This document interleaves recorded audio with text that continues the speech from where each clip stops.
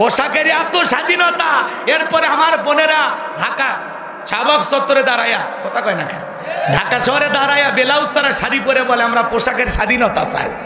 আছে না নাই? আছে না নাই? আছে না নাই? ওদের স্লোগান কি কয়? দাদি নানি ব্লাউজ ছাড়া শাড়ি পরেছিল, আমরাও পরতে চাই। আছে না নাই? কথা কন না কেন? এ দাদি নানি ব্লাউজ ছাড়া শাড়ি পরেছিল ঘরের ভিতরে, এখন দাদি নানি ব্লাউজ ছাড়া শাড়ি গরমের কারণেই পড়ুক আর অভাবের কারণেই পড়ুক, তারা কি কোনোদিন বিশ্ব রোডে যা আন্দোলন করে বলেছিল আমি তোমার নানি দেখে যাও শাড়ি পরেছি, আমি তোমার দাদি দেখে যাও শাড়ি পরেছি বলেছিল? আর এ বোনদের কত শরম কম, ওরা ব্লাউজ ছাড়া শাড়ি পইরা নিজেকে প্রদর্শন করতেছে। আমার ভাইয়েরা দাদি নানি শাড়ি পরেছিল 12 হাত শাড়িতে পুরো দেহ ঢাকছে, কথা কয় রাখ, ব্লাউজ ছাড়া শাড়ি পরে 12 হাত শাড়িতে পুরো দেহটা ঢাকছে। আর এই বোনেরা ব্লাউজ ছাড়া শাড়ি পরার আন্দোলন করতেছে, এমন কায়দায় শাড়ি পরেছে পুরো পিঠটা কাতার বিশ্বকাপ খেলার জন্য ফাঁকা রাখছে। এ কথা কন নাকি আপনারা? এই জন্য পোশাকের স্বাধীনতার নামে আর কি বুঝাইতে চাও? মাঝে মাঝে ঢাকার কক্সবাজার যখন যায় মনে হয় আমি লন্ডনে আছি, এত পোশাকের অবস্থা বেহাল, কথা কয় না কেন? আর কত স্বাধীনতা, তার মানে কি বুঝাইতে চাও? যেটুকু পরেছো ওটুকু পরবা না, গুগলে সার্চ দাও, গুগলে সার্চ দিয়ে দেখো যেই দেশে পোশাক ছাড়া মানুষ বসবাস করে, পাসপোর্ট ভিসা লাগায়া ও বোন ওই দেশে চলে যাও, বাংলাদেশের একটা কুকুরও তোমার জন্য কান্না করবে না। এ কথা কয় না কে? কিন্তু এটা মুসলমানের দেশ, এটা আল্লাহওয়ালাদের বাংলাদেশ, এটা মসজিদ মাদ্রাসার বাংলাদেশ। এই দেশে ল্যাংটা হয়ে ঘোরার কোনো সুযোগ নেই, কথা কয় না কে? যেটুকু পরেছে ওটুকু রাখাই লাগবে। তারপরে ছেলে মেয়ে যে যা খুশি পড়তেছে, কেউ কি বাধা দেয় ভাই? কথা কন না কে? কারণ পর্দা হলো আল্লাহর পাঠানো একটি ফরজ বিধান, পর্দা করলে নারীর সম্মান মর্যাদা বাড়ে, কথা বলে ঠিক না? অকরনা ফি বুয়ুতিকুন্না ওয়ালা তাবাররাজনা তাবাররুজাল জাহিলিয়াতিল উলা, আল্লাহ ডেকে বলেন নারীরা তোমার ঘরের ভিতরে অবস্থান করো, খবরদার জাহিলিয়াতের যুগের মেয়েদের মতো নিজের দেহকে প্রদর্শন করো না। এখন নারী যদি সভ্য হয়, ভদ্র হয়, ফাতিমার মতো আদর্শের নারী হয়, সে কোনোদিন বেপরদায় বোরকা ছাড়া রাস্তাঘাটে বের হতে পারবে? পর্দা হলো নারীর সিকিউরিটি দিবে, পর্দা নারীর সম্মান মর্যাদা বাড়ায়, পর্দা হলো নারীর আত্মমর্যাদা গৌরবের বিষয়, কথা কয় না কে? যে জিনিস যত দামি তার প্যাকেট তত দামি, কথা কয় না কে? একটা নারী যদি ঢিলে লাড়া বোরকা পরে হাত মুজা পা মুজা লাগায়া রাস্তাতে হাইটা যায়, মনের অজান্তে শ্রদ্ধার সম্মানে মাথাটা নত হয়ে আসে। কোন সম্ভ্রান্ত ভদ্র ফ্যামিলির মেয়ে বোরকা ছাড়া রাস্তায় বের হতে পারে না। আর যারা উল্টা পাল্টা পোশাক পরে লামখালি মিমখালি নুনের ওপর এক নোক্তা পেট খালি পিঠ খালি, ভাবির কপালে ডিজিটাল ফোটা, চোখে দেয় মাস্কারা, যুবকের কাম সারা, রং ঢঙ্গের বিউটি পার্লারের সাজ দিয়ে নিজেকে প্রদর্শন করে, বুঝবেন ওর চরিত্রে ভেজা। আর পোশাক দেখে বুঝে ও পারে না আরো কিছু দেখাতে, আর ইচ্ছা আছে কিন্তু পারতেছে না। এ কথা কয় না কে? মন খারাপ করেন না, মন খারাপ করেন না। যে মেয়েটা বেপরদায় চলে ওইটা কারো না কারো স্ত্রী, কারো না কারো বোন, কারো না কারো মা, কারো না কারো মেয়ে, কথা কয় না কে? দায়িত্ব কার? দায়িত্ব কার? আপনার আমার দায়িত্ব আছে না নাই? আমার এক মুসল্লি একটা মেয়ে ইন্টারে পরে কত যত্ন করে লালন পালন করতেছে, একদিন দাওয়াত দিয়েছে, দেখলাম পর্দা পুশিতে বাড়িতে নাই। একদিন কানে কানে বললাম ভাই মেয়েটার যত্ন নেন, পরিবারের সবাইকে একটু পর্দায় রাখেন। কই কি বলেন হুজুর, মেয়ে কেবল ইন্টারে পরে, নাক চিপলে এখনো মায়ের দুধ বের হবে, এমন মেয়ে বোরকা পরলে পর্দা করে ভাবে? ওর বয়স কি 70 বছর নানি দাদির বোরকা লাগবে নাকি 16-18 বছরের এই কচি নাতনির বোরকা লাগবে? কথা বলে লাগে আপনারা, বোরকা কার লাগবে? আপনাদের এলাকায় আমের গাছ আছে? আমের গাছ আছে? যে আমের গাছের বয়স 70 বছর, এখন কালকে যদি একজন বেড়া দেয়, মানুষ কবে কি করেন ভাই? বলে এই 70 বছরে আমের গাছ তো অনেক পুরাতন গাছ, কখন যে ছাগল ভেঙে ফেলে দেয়, কখন যে ছাগলে মুখ দেয়, কচি গাছটা নষ্ট করে। আপনার কি মনে হয় মানুষ কি বলবে? পাগল না তার সেরা রে, কথা কয় না কেন? যেই গাছ গতকালকে গোয়ালমারা বাজার থেকে কিনে নিয়ে আসছেন, আজকে লাগাইছেন, একেবারে ছোট্ট গাছ, একেবারে কেবলই পাতাগুলো বের হয়েছে, কথা কয় না? এই ছোট গাছের বেড়া দেওয়া লাগবে, কারণ এই গাছে ছাগলে মুখ দেবে, কথা কয় নাকি আপনারা? এই জন্য 70 বছর 80 বছরের দাদি নানি বোরকা পরে ঘুরতেছে, কাছে যা বলে এই নানি কি খবর, ইয়া তো ঢিলে বোরকা পড়ছে, ব্যাপারটা কি? কয় ভাই মরা লাগবি রে, মরা লাগবি। তা বললাম তোর নাতনির মরা লাগবে না, ওর কমা 3 পিস, এখানে বোরকা কেন পরানি? ওর কি বিয়ে হওয়া লাগবে না ভাই? ওর তুই এখনই দেখানের বয়স, কথা কয় না কে? বোরকা লাগবি কার? আর বোরকা পরে কে? 70 বছরের দাদি নানি বোরকা না পরলে কোনো সমস্যা নাই, ওরা খালি শরীরের ওপর একটা চাদর দিলে পর্দা হয়ে যাবে, কারণ ওই দিকে কেউ নজর দেবে না, ওটার মেয়াদ উত্তীর্ণ হয়ে গেছে, কথা কয় না কে? আরে 16 বছরের কচি নাতনি আর বোরকা লাগবে? আজকের সমাজের অবস্থা হয়ে গেছে অন্যরকম। আলকাতরা ডেরামের ভিতর পর্দার ভিতর থাকে, আর রসগোল্লা বাহিরে বের করে রাখছে, কথা কয় ঠিক কিনা? আজকে এই কথাগুলো বললে কয় হুজুরেরা খুবই খারাপ, কি কয় না কয় ঠিক নাই, আসল কথায় হাত দিলে হুজুরদের ঠিক নাই, কথা কয় না কে? রাগ করতেছেন আপনারা? তাহলে বোরকা লাগবে কার? 16 বছরের মেয়ের নাকি 70 বছরের দাদি নানি? তাহলে মনে রাখবেন, মনে রাখবেন।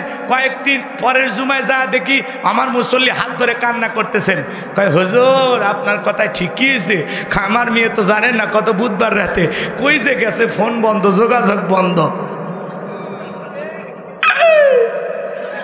এই জন্য খেলায় খেলায় সময় নষ্ট করে না। কখন এখনকার যুবকদের অবস্থা খুবই খারাপ, সামনের দিকে যায়, কষ্ট হচ্ছে আপনাদের, বিরক্ত হইতেছেন আমার কথা?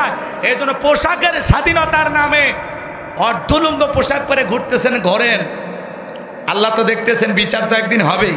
আবার যেটুকু পরে আছেন এটুকু পড়তে চাচ্ছেন না দেখে আন্দোলন করতেছেন। আমার এই বোনদেরকে আল্লাহ হেদায়েত দান করুক, জোরে বলেন আমি।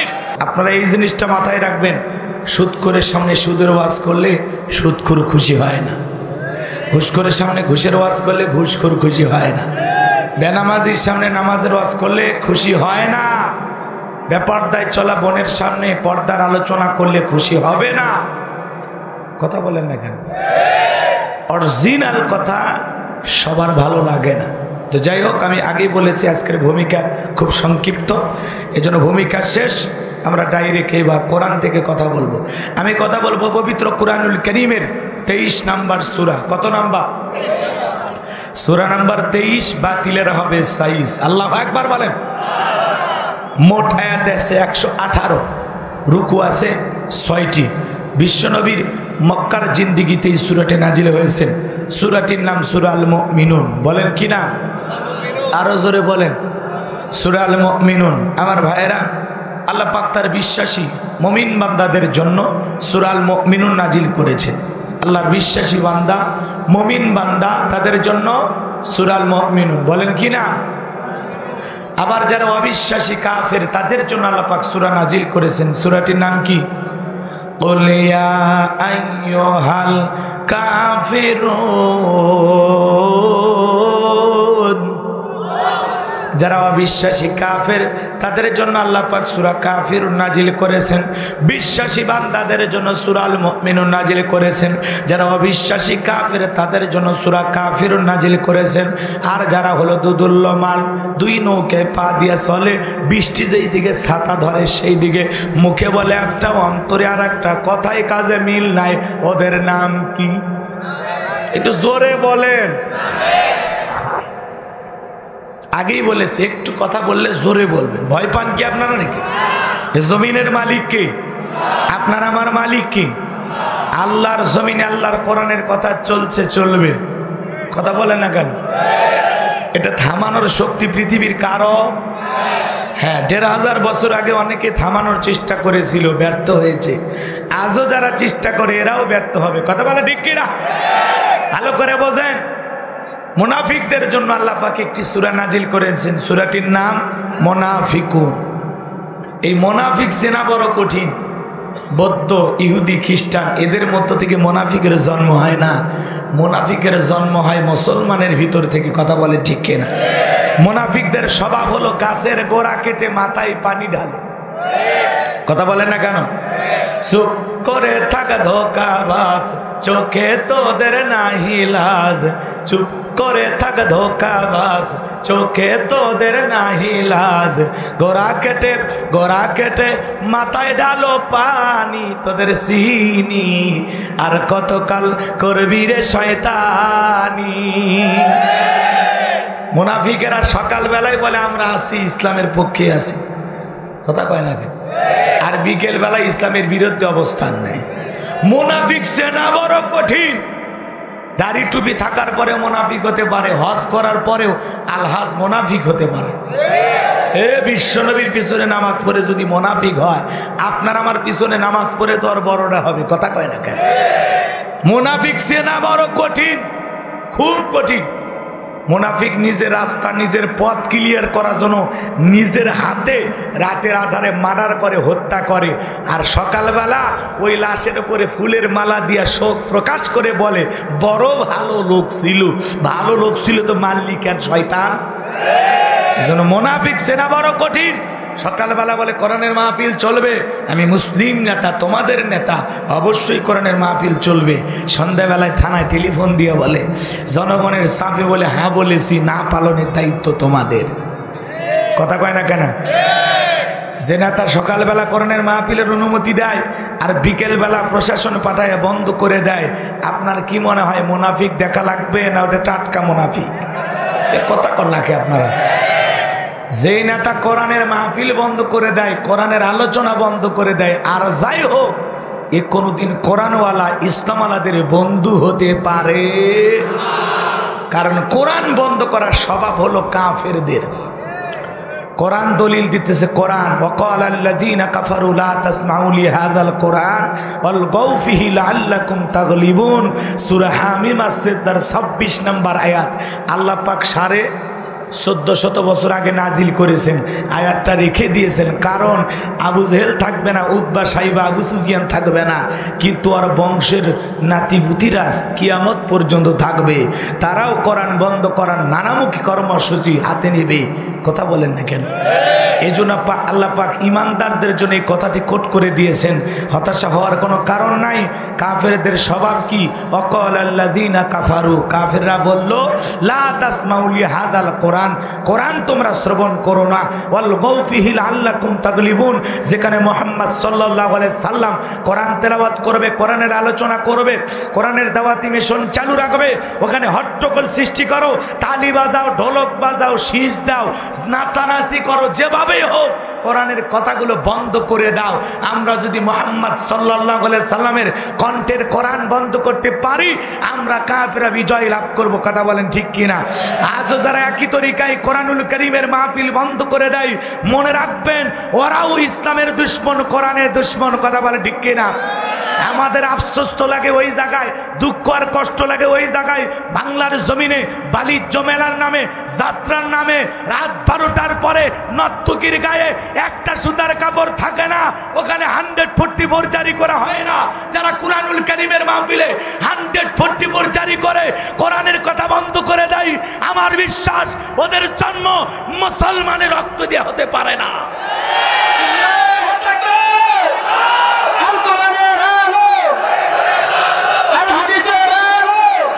মুসলমান সব সময় কোরআনের পক্ষে থাকবে। কথা বলেন ঠিক কিনা? যে দেশের প্রধানমন্ত্রী সকালবেলা কোরআন দিয়া ফজরের নামাজ পড়ে জীবন শুরু করে, 560টা মডেল মসজিদ নির্মাণ করতেছেন, বঙ্গবন্ধু ইসলামিক ফাউন্ডেশন গঠন করে গেছেন, এদেশের প্রশাসনেরা যেই পোশাক পরে ডিউটি করে, ওই পোশাক পরে আল্লাহকে সিজদা দেয়, এদেশে কোরআনের মাহফিল বন্ধ হবে, এটা মেনে নেওয়া যায়? কষ্ট পাচ্ছেন নাকি আপনারা? বিরক্ত হইতেছেন আমার কথা? কোরআন চলছে, কিয়ামত পর্যন্ত চলবে। দুই একটা বিচ্ছিন্ন ঘটনাকে কেন্দ্র করে কোরআনের আওয়াজকে বন্ধ করতে পারবে না। মনে রাখবেন, এক জায়গায় কোরআনের আওয়াজ বন্ধ করবেন, আল্লাহ 10 জায়গায় কোরআনের আওয়াজ চালু করে দেবে। কথা বলে ঠিক কিনা? পরিষ্কারভাবে একটি কথা বলি, বাঘের পেট থেকে বাঘেরই বাচ্চা হয়, বিড়ালের বাচ্চা হয় না, সিংহের পেট থেকে সিংহেরই বাচ্চা হয়, বানরের বাচ্চা হয় না। আল্লাহর কোরআনের কথা যারা বলবে, কোনো হুমকি ধুমকি, কোনো বাতিলে রক্তচক্ষুর ভয়ে আল্লাহর কোরআনের কথা গোপন হবে না, ওপেনে বলা হবে। কথা বলেন ঠিক কিনা? কোনো ভয় নাই, ইমানদারের কোনো ভয়। কারণ মুমিনদের জন্য মৃত্যু তো একটা সেতু বন্ধন, এপারে দুনিয়া ওপারে জান্নাত। সুবহানাল্লাহ বলেন। আরে বাতিলের সামসামি কইরা 100 বছর হায়াত নিয়ে কি করবেন? তারপরে তো মরা লাগবে। কথা কয় না কে? রাগ করতেছেন মনে হয়, ভয় পাইতেছেন? কোনো ভয় নাই। আমি যা বলবো পরিষ্কার বলবো, কোনো কথা এদিক সেদিক যাবে না, কাউকে টার্গেট করে, কাউকে ইঙ্গিত করে কথা বলা হবে না, যা বলা হবে পরিষ্কার। কথা বলে না? কথাকে বুঝতে পারছেন? তো কোন সূরা? সূরা আল মুমিনুন। তাহলে মুনাফিক চেনা বড় কঠিন। কথা বলেন না কেন? মুনাফিক আপনার সাথে মিশেই ইসলামের ক্ষতি করবে। অন্য ধর্মাবলম্বীদের দ্বারা ইসলামের যতটা ক্ষতি না হয়, নামধারী মুনাফিক মার্কা মুসলমানের দ্বারা ইসলামের সবচাইতে বেশি ক্ষতি হয়। কথা বলেন না কেন? রাগ করতেছেন? চলুন আমরা আলোচনা শুরু করি। আজকে মুনাফিকদেরকে নিয়ে আলোচনা করব না, কাফেরদেরকে নিয়ে আলোচনা করব না। আজকে আলোচনা করব আল্লাহর সবচাইতে পছন্দের বান্দা মুমিনদেরকে নিয়ে। বলেন আল্লাহু আকবার। আমরা কথা বলবো সূরা আল মুমিনুন থেকে। আল মুমিনুন মানে মুমিনগণ, বিশ্বাসী বান্দাগণ। আল্লাহর ভিআইপি বান্দা হলো মুমিনেরা। সুবহানাল্লাহ বলেন। চলুন আলোচনা শুরু করে দিয়ে যায়। কষ্ট হচ্ছে আপনাদের? জবান ছেড়ে সবাই পড়ুন। আউযু বিল্লাহি মিনাশ শাইতানির রাজিম। বিসমিল্লাহির রাহমানির রহিম। বিতাড়িত মর্দাত শয়তানের কাছ থেকে আল্লাহ পাকের কাছে আশ্রয় প্রার্থনা চাচ্ছি। পরম করুণাময় অসীম দয়ালু আল্লাহর নামে শুরু করছি। আমরা যে কোনো কাজ শুরু করব কার নামে? আল্লাহর নামে কাজ শুরু করলে বরকত আছে না নাই? ভাই লম্বা কথা আমি লম্বা করবো না, সংক্ষিপ্ত 1 মিনিট 1.5 মিনিট লাগবে কথাটা বলতেছি। সেটা হলো একটা ইহুদি মেয়ে, আল্লাহর একজন বুজুর্গ গোলাম বয়ান করতেছে। সেই মজলিসে যায়া মেয়েটা যখন বুঝতে পারলেন সৃষ্টিকর্তা একজন, আল্লাহ কয়জন? কুল হুয়াল্লাহু আহাদ। হে নবী আপনি বলুন আল্লাহ এক, আল্লাহ অদ্বিতীয়। বলেন আল্লাহু আকবার। আমাদের মুসলমানদের ধর্মীয় প্রোগ্রামে অনেক সময় অন্য ধর্মাবলম্বী ভাইয়েরা, মা ও বোনেরা এসে আলোচনা শোনে। কথা বলেন ঠিক না? আমি যখন ভারতের জমিনে বেশ কয়েকবার সফর করেছি, দেখেছি অসংখ্য হাজার হাজার অমুসলিমেরা মুসলমানদের ধর্মীয় প্রোগ্রামে অংশগ্রহণ করেছেন। বলেন আল্লাহু আকবার। এই তো এই মাসের 14 তারিখে আপনাদের শোলকোপার একটা মাহফিলে একজন হিন্দু যুবক আমার হাতে কালেমা পড়ে মুসলমান হয়েছেন। বলেন আল্লাহু আকবার। গত ডিসেম্বর মাসে গাজীপুরের একজন মানুষ অন্য ধর্ম অবলম্বী আমার হাতে হাত রেখে কালেমা পড়ে মুসলমান হয়েছেন। আল্লাহু আকবার বলেন। এই বাংলাদেশে প্রায় 9 জন মানুষ আমি অদমের হাতে কালেমা পড়ে মুসলমান হয়েছেন। বলেন আল্লাহু আকবার। কষ্ট পাইতেছেন আপনারা? অসংখ্য অন্য ধর্মাবলম্বী ভাইয়েরা আমাদের আলোচনা শুনেও পছন্দ করে। কথা বলে দেখেন আমার ভাইয়েরা, ইহুদি মেয়েটা যখন আল্লাহর সেই বুজুর্গ গোলামের আলোচনা শোনার পর বুঝতে পেরেছেন মুসলমানদের ধর্ম সত্য ধর্ম। কথা বোঝেন নাই? বুঝতে পেরেছেন আল্লাহর কাছে একটা ধর্মই মনোনীত। সেই ধর্মের নাম কি? আমি অবাক হয়ে গেলাম। ডক্টর আব্দুল্লাহ জাহাঙ্গীর স্যার, আমরা জানেন আল্লাহর গোলাম একটা দাওয়াতের বটবৃক্ষ ছিলেন, যার ছায়ায় অসংখ্য ছোট ছোট গাছের জন্ম হয়েছে। কথা বলে ঠিক? তারই আপন চাচাতো ভাই চেয়ারম্যান মহোদয়, আলহামদুলিল্লাহ। এবং তার চেহারার সাথে কিছুটা মিল আছে, তাই না? আমি তাকাই নাই, তাকায় দেখলাম যে স্যারের চেহারার সাথে মিল আছে। আলহামদুলিল্লাহ। দোয়া করতেছি আল্লাহ যেন স্যারের ভাইকে স্যারের মতোই কবুল করেন। জোরে বলেন আমিন। আরো জোরে বলেন আমিন। তো চলুন আমরা কথা না বাড়াই, সরাসরি আলোচনা করতেছিলাম, আমরা আলোচনা করি। কষ্ট হচ্ছে আপনাদের? কষ্ট হচ্ছে? আমার ভাইয়েরা, ইহুদি মেয়েটা যখন জানতে পারলো ইসলাম একমাত্র আল্লাহর কাছে মনোনীত ধর্ম, ইন্নাদ দীনা ইনদাল্লাহিল ইসলাম, নিঃসন্দেহে আল্লাহর কাছে একটি ধর্মই মনোনীত, তার নাম ইসলাম। মেয়েটার দেরি করলো না। আমার ভাইয়েরা, সেই দিনের আলোচনা শোনার পর কালেমার মালা গলায় পড়লো। বলেন আল্লাহু আকবার। মেয়েটা মুসলমান হয়ে যাওয়ার পর বাড়িতে যায়, উঠতে বসতে আল্লাহ রাব্বুল আলামিনের গুণগান গায়, আল্লাহর জিকির করে, বিসমিল্লাহ পাঠ করে। একটি আয়াতের কত শক্তি এটা বোঝানোর জন্য আমি গল্পটা আপনাদেরকে শোনাচ্ছি। কোরআনের একটা আয়াতের পাওয়ার কত এটা বোঝানোর জন্য কথাটা বলতেছি বাজার। এইবার বাড়িতে যা, মেয়েটা যখন উঠতে বসতে আল্লাহ পাকের গুণগান গায়, আল্লাহর জিকির করে, তাসবিহ পাঠ করে, হঠাৎ করে মেয়েটার মা শুনতে পেয়েছে, মেয়েরে এসব কি যেন পড়লি, আমার কাছে তো অন্যরকম মনে হয়। কি হয়েছে মেয়ে? তাড়াতাড়ি করে বলো, তুমি কি মুসলমান হয়েছো? মেয়েটা ডেকে বলে, মা, মুসলমান হয় যারা মিথ্যা কথা বলতে পারে না তারা, ওয়াকুলু কাউলান সাদীদা, সঠিক কথা বলো, সত্য কথা বলো। ইমানদাররা কখনো মিথ্যা কথা বলতে পারে? মেয়েটা ডেকে বলে, মা আমি কয়েকদিন আগে মুসলমানদের ধর্মীয় প্রোগ্রামে গিয়ে আলোচনার মাধ্যমে এটা বুঝতে পেরেছি, ইসলাম ধর্ম আল্লাহর কাছে একমাত্র মনোনীত ধর্ম, আর সৃষ্টিকর্তা একজন, তার নাম আল্লাহ। বাবা এটা বিশ্বাস করেছি, আমি কালেমা পড়েছি। এই কথা শোনার পর ডেকে বলে, মেয়ে রে, তুই আমাদের একমাত্র ভরসা, তুই আমাদের একমাত্র আশা, এমন সর্বনাশ আর করিস না মেয়ে, তোরে পায়ে ধরে হাতে পড়ি, এখনো সময় আছে, ইসলাম ধর্ম ত্যাগ করে বাপ দাদার ধর্মে ফিরে আয়। মেয়েটা ডেকে বলে, মা ঈমান গ্রহণ করার পরে ইসলামের পথে চলতে গিয়ে যে মজার স্বাদ পেয়েছি, আমার পক্ষে ইসলামের পথ থেকে ফিরে আসা সম্ভব নয়। বলেন আল্লাহু আকবার।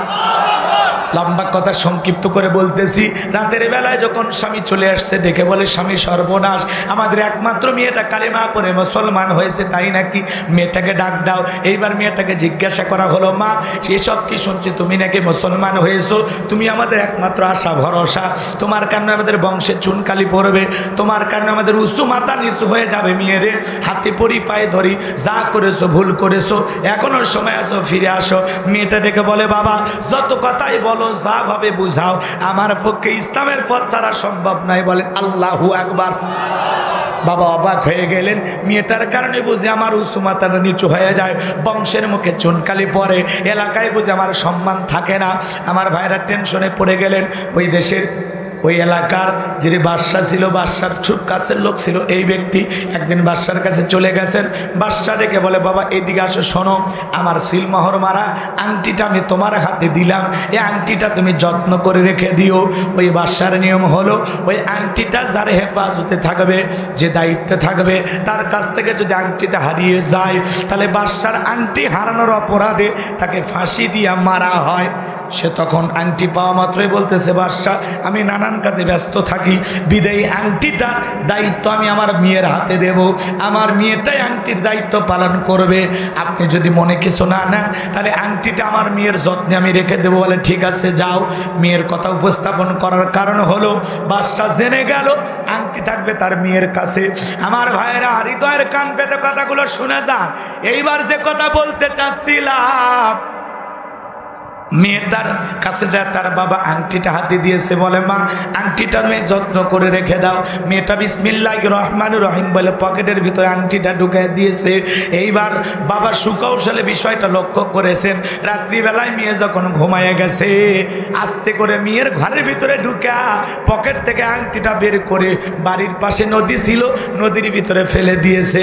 আর মনে মনে ভাবতেছি, মেয়েরে আগামীকালকে যখন আংটি তোমার কাছে চাইবো, আংটি যখন দিতে পারবা না, বাদশার আংটি হারানোর অপরাধে বাদশা তোমারে ফাঁসি দিয়া মারবে, তোমার কারণে উঁচু মাথা নিচু হবে না, তুমি মুসলমান হয়েছো, এই কথা প্রকাশ হয়ে মানুষের কাছে আমার সম্মান নষ্ট হবে না। এই গভীর ষড়যন্ত্র করলেন শুধুমাত্র মেয়েটা ঈমান গ্রহণ করার কারণে। কথাটা বলবো? আংটিটা নদীতে ফেলায় দিয়েছে, ঘটনাটা কি বলবো? কারা কারা শুনবেন একটু দেখি তো, দরদির আমার লিল্লাহে তাকবীর। হাত নামান, কথাটা মনে রাখেন। আবার আল্লাহ বলেন, কদ ফালাহাল মুমিনুন। বলেন তো বাজান, সূরা আল মুমিনুনের নাজিলের শানে নজুল আছে না নাই? যে কোনো আয়াত বা সূরার তাফসীর করতে হলে আগে শানে নজুল আলোচনা করতে হবে, নাজিলের প্রেক্ষাপট তুলে ধরতে হবে। কোন প্রেক্ষাপটে বিশ্ব নবীজির উপরে এই সূরা আল মুমিনুন নাজিল হয়েছেন, সংক্ষিপ্ত করে কথাটা বলে দিয়ে যায়। বিশ্ব নবীর প্রিয় সাহাবী হযরত ওমর ফারুক রাদিয়াল্লাহু তাআলা আনহু বলেন, আমি মৌমাছির বন বন আওয়াজ শুনলাম, ডানে তাকায় মৌমাছি নাই, বামে তাকায় মৌমাছি নাই। বিশ্ব নবীর পবিত্র চেহারা মোবারকের দিকে তাকায় দেখি নবীজি ফিসফিস করে কি যেন তিলাওয়াত করতেছেন। হযরত ওমর ফারুক ডেকে বলেন, আমার বোঝার বাকি রইল না, আসমান থেকে নবীজির উপরে কোরআনুল কারীম নাজিল হচ্ছে, আর বিশ্ব নবী কোরআনুল কারীম রিসিভ করতেছেন, আর সেইটাই মৌমাছির মতো বন বন আওয়াজ হইতেছে। বলেন আল্লাহু আকবার। মৌমাছির বনবন ভনবন আওয়াজ হইলে কোরআনুল কারীম নাজিল হয়। দপ্তরি ছুটির ঘন্টায় বারে বারে টন টন আওয়াজ হইলে কোরআনুল কারীম নাজিল হয়। 7টা পদ্ধতিতে বিশ্বনবীর ওপরে দীর্ঘ 23টি বছরে কোরআনুল কারীম নাজিল হয়েছে। লম্বা সময় আলোচনা করলে ওই কথাগুলো বলা যেত, যেহেতু সময় সংক্ষিপ্ত আমি ওইদিকে যেতে পারবো না। আমার ভাইয়েরা, বিশ্বনবীর প্রিয় সাহাবী হযরত ওমর ফারুক রাদিয়াল্লাহু তাআলা আনহু বলেন, বিশ্বনবী কোরআনুল কারীম রিসিভ করা শেষ হয়ে গেল। সাহাবায়ে কিরামদের দিকে মুখ ঘোরা ডেকে বলেন, ও আমার সাহাবীরা, এই মাত্র আসমান থেকে জিবরাইল এসে আমার উপরে সূরা আল মুমিনুনের 10টি আয়াত কারিমা নাজিল করে জানায়া দিয়ে গেলেন, নবী গো, এই 10টি আয়াতের ভিতরে আল্লাহ পাক তার আদরের মুমিন বান্দাদের 7টা বৈশিষ্ট্য নিয়ে আলোচনা করেছেন, 7টি গুণাবলী নিয়ে আলোচনা করেছেন। কোন মুমিন যদি 7টা গুণে গুণান্বিত হতে পারে, এই 7টা গুণাবলী অর্জন করতে পারে, আমার আল্লাহ রাব্বুল আলামিন বলেন, উলাইকা হুমুল ওয়ারিসুন আল্লাযীনা ইয়ারিসুনাল ফিরদাউস হুম ফিহা খালিদুন। আমার আল্লাহ বলেন, তারা উত্তরাধিকারী হবে জান্নাতুল ফিরদাউসের, সেখানে তারা চিরকাল বসবাস করবে। আল্লাহ কোনোদিন জান্নাত থেকে বের করে দেবেন না, বলুন সুবহানাল্লাহ। এই 7টা গুণাবলী যদি কেউ অর্জন করতে পারে, আল্লাহ রাব্বুল আলামিন তাকে জান্নাতুল ফেরদাউসের উত্তরাধিকারী বানায় দিবে, ওয়ারিশ বানায় দিলেন। বাবা মারা গেলে ওয়ারিশ সূত্রে সন্তান যেমন বাবার সম্পত্তির ভাগ পায়, বাবা মরলে ছেলে কি পায়? এ কথা কন নাকি আপনারা? বাবা মারা গেলে ছেলে যেরকম ওয়ারিশ সূত্রে বাবার সম্পত্তির ভাগ পায়, কোন মুমিন যদি এই 7টা গুণাবলী অর্জন করে মারা যায়, এই 7টা গুণ দিয়ে তার জীবনটাকে সাজাইতে পারে, সে মারা যাওয়ার পরে জান্নাতুল ফেরদাউসের ভিতরে তার নামে জায়গা বরাদ্দ থাকবে, বলেন সুবহানাল্লাহ। আপনার আমার টার্গেট জান্নাত না জাহান্নাম? কারা কারা জান্নাতে যেতে চান 7টা আঙ্গুলি উঁচু করে দেখান, লিল্লাহে তাকবীর। আপনারা সবাই কি জান্নাতে যেতে চান? আল্লাহ গো, আমাদের সবাইকে জান্নাতুল ফিরদাউসের মেহমান হিসেবে কবুল করুন, চিল্লা বলুন আমিন। জান্নাতে যেতে হলে গুণাবলী কয়টি? আপনার আমার টার্গেট জান্নাত না জাহান্নাম? ভালো করে কথাগুলো বোঝার চেষ্টা করেন বাজান গো। আমার আল্লাহ আপনাকে আমাকে কত দয়া করেছেন, ভালো করে বোঝার চেষ্টা করেন।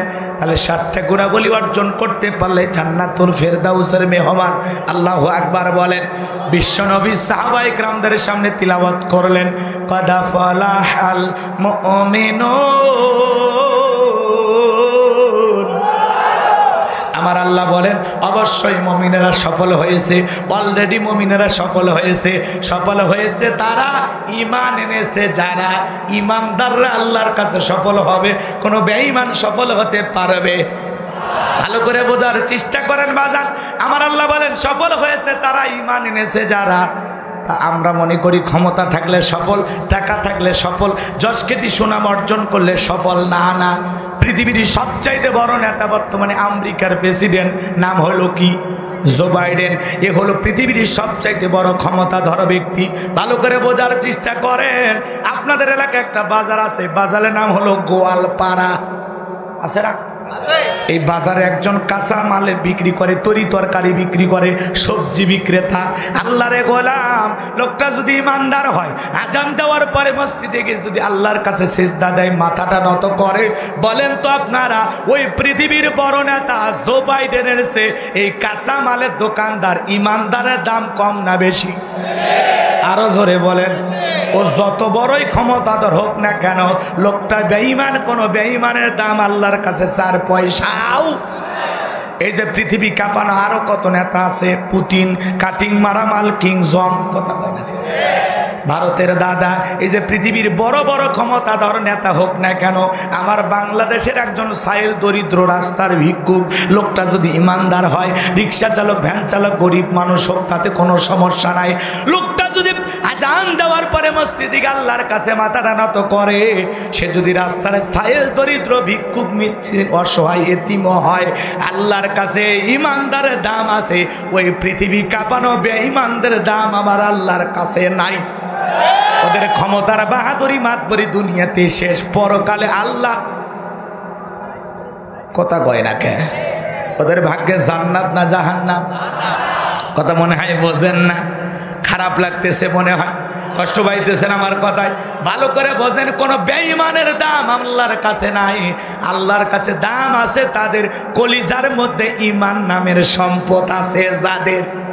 এজন্য টাকা থাকলে আল্লাহর কাছে সফল হওয়া যায় না, ক্ষমতা থাকলে আল্লাহর কাছে সফল হওয়া যায় না, যশ খ্যাতি সুনাম সুখ্যাতি অর্জন করলে আল্লাহর কাছে সফল হওয়া যায় না। আল্লাহর কাছে সফল তারা ঈমান এনেছে যারা।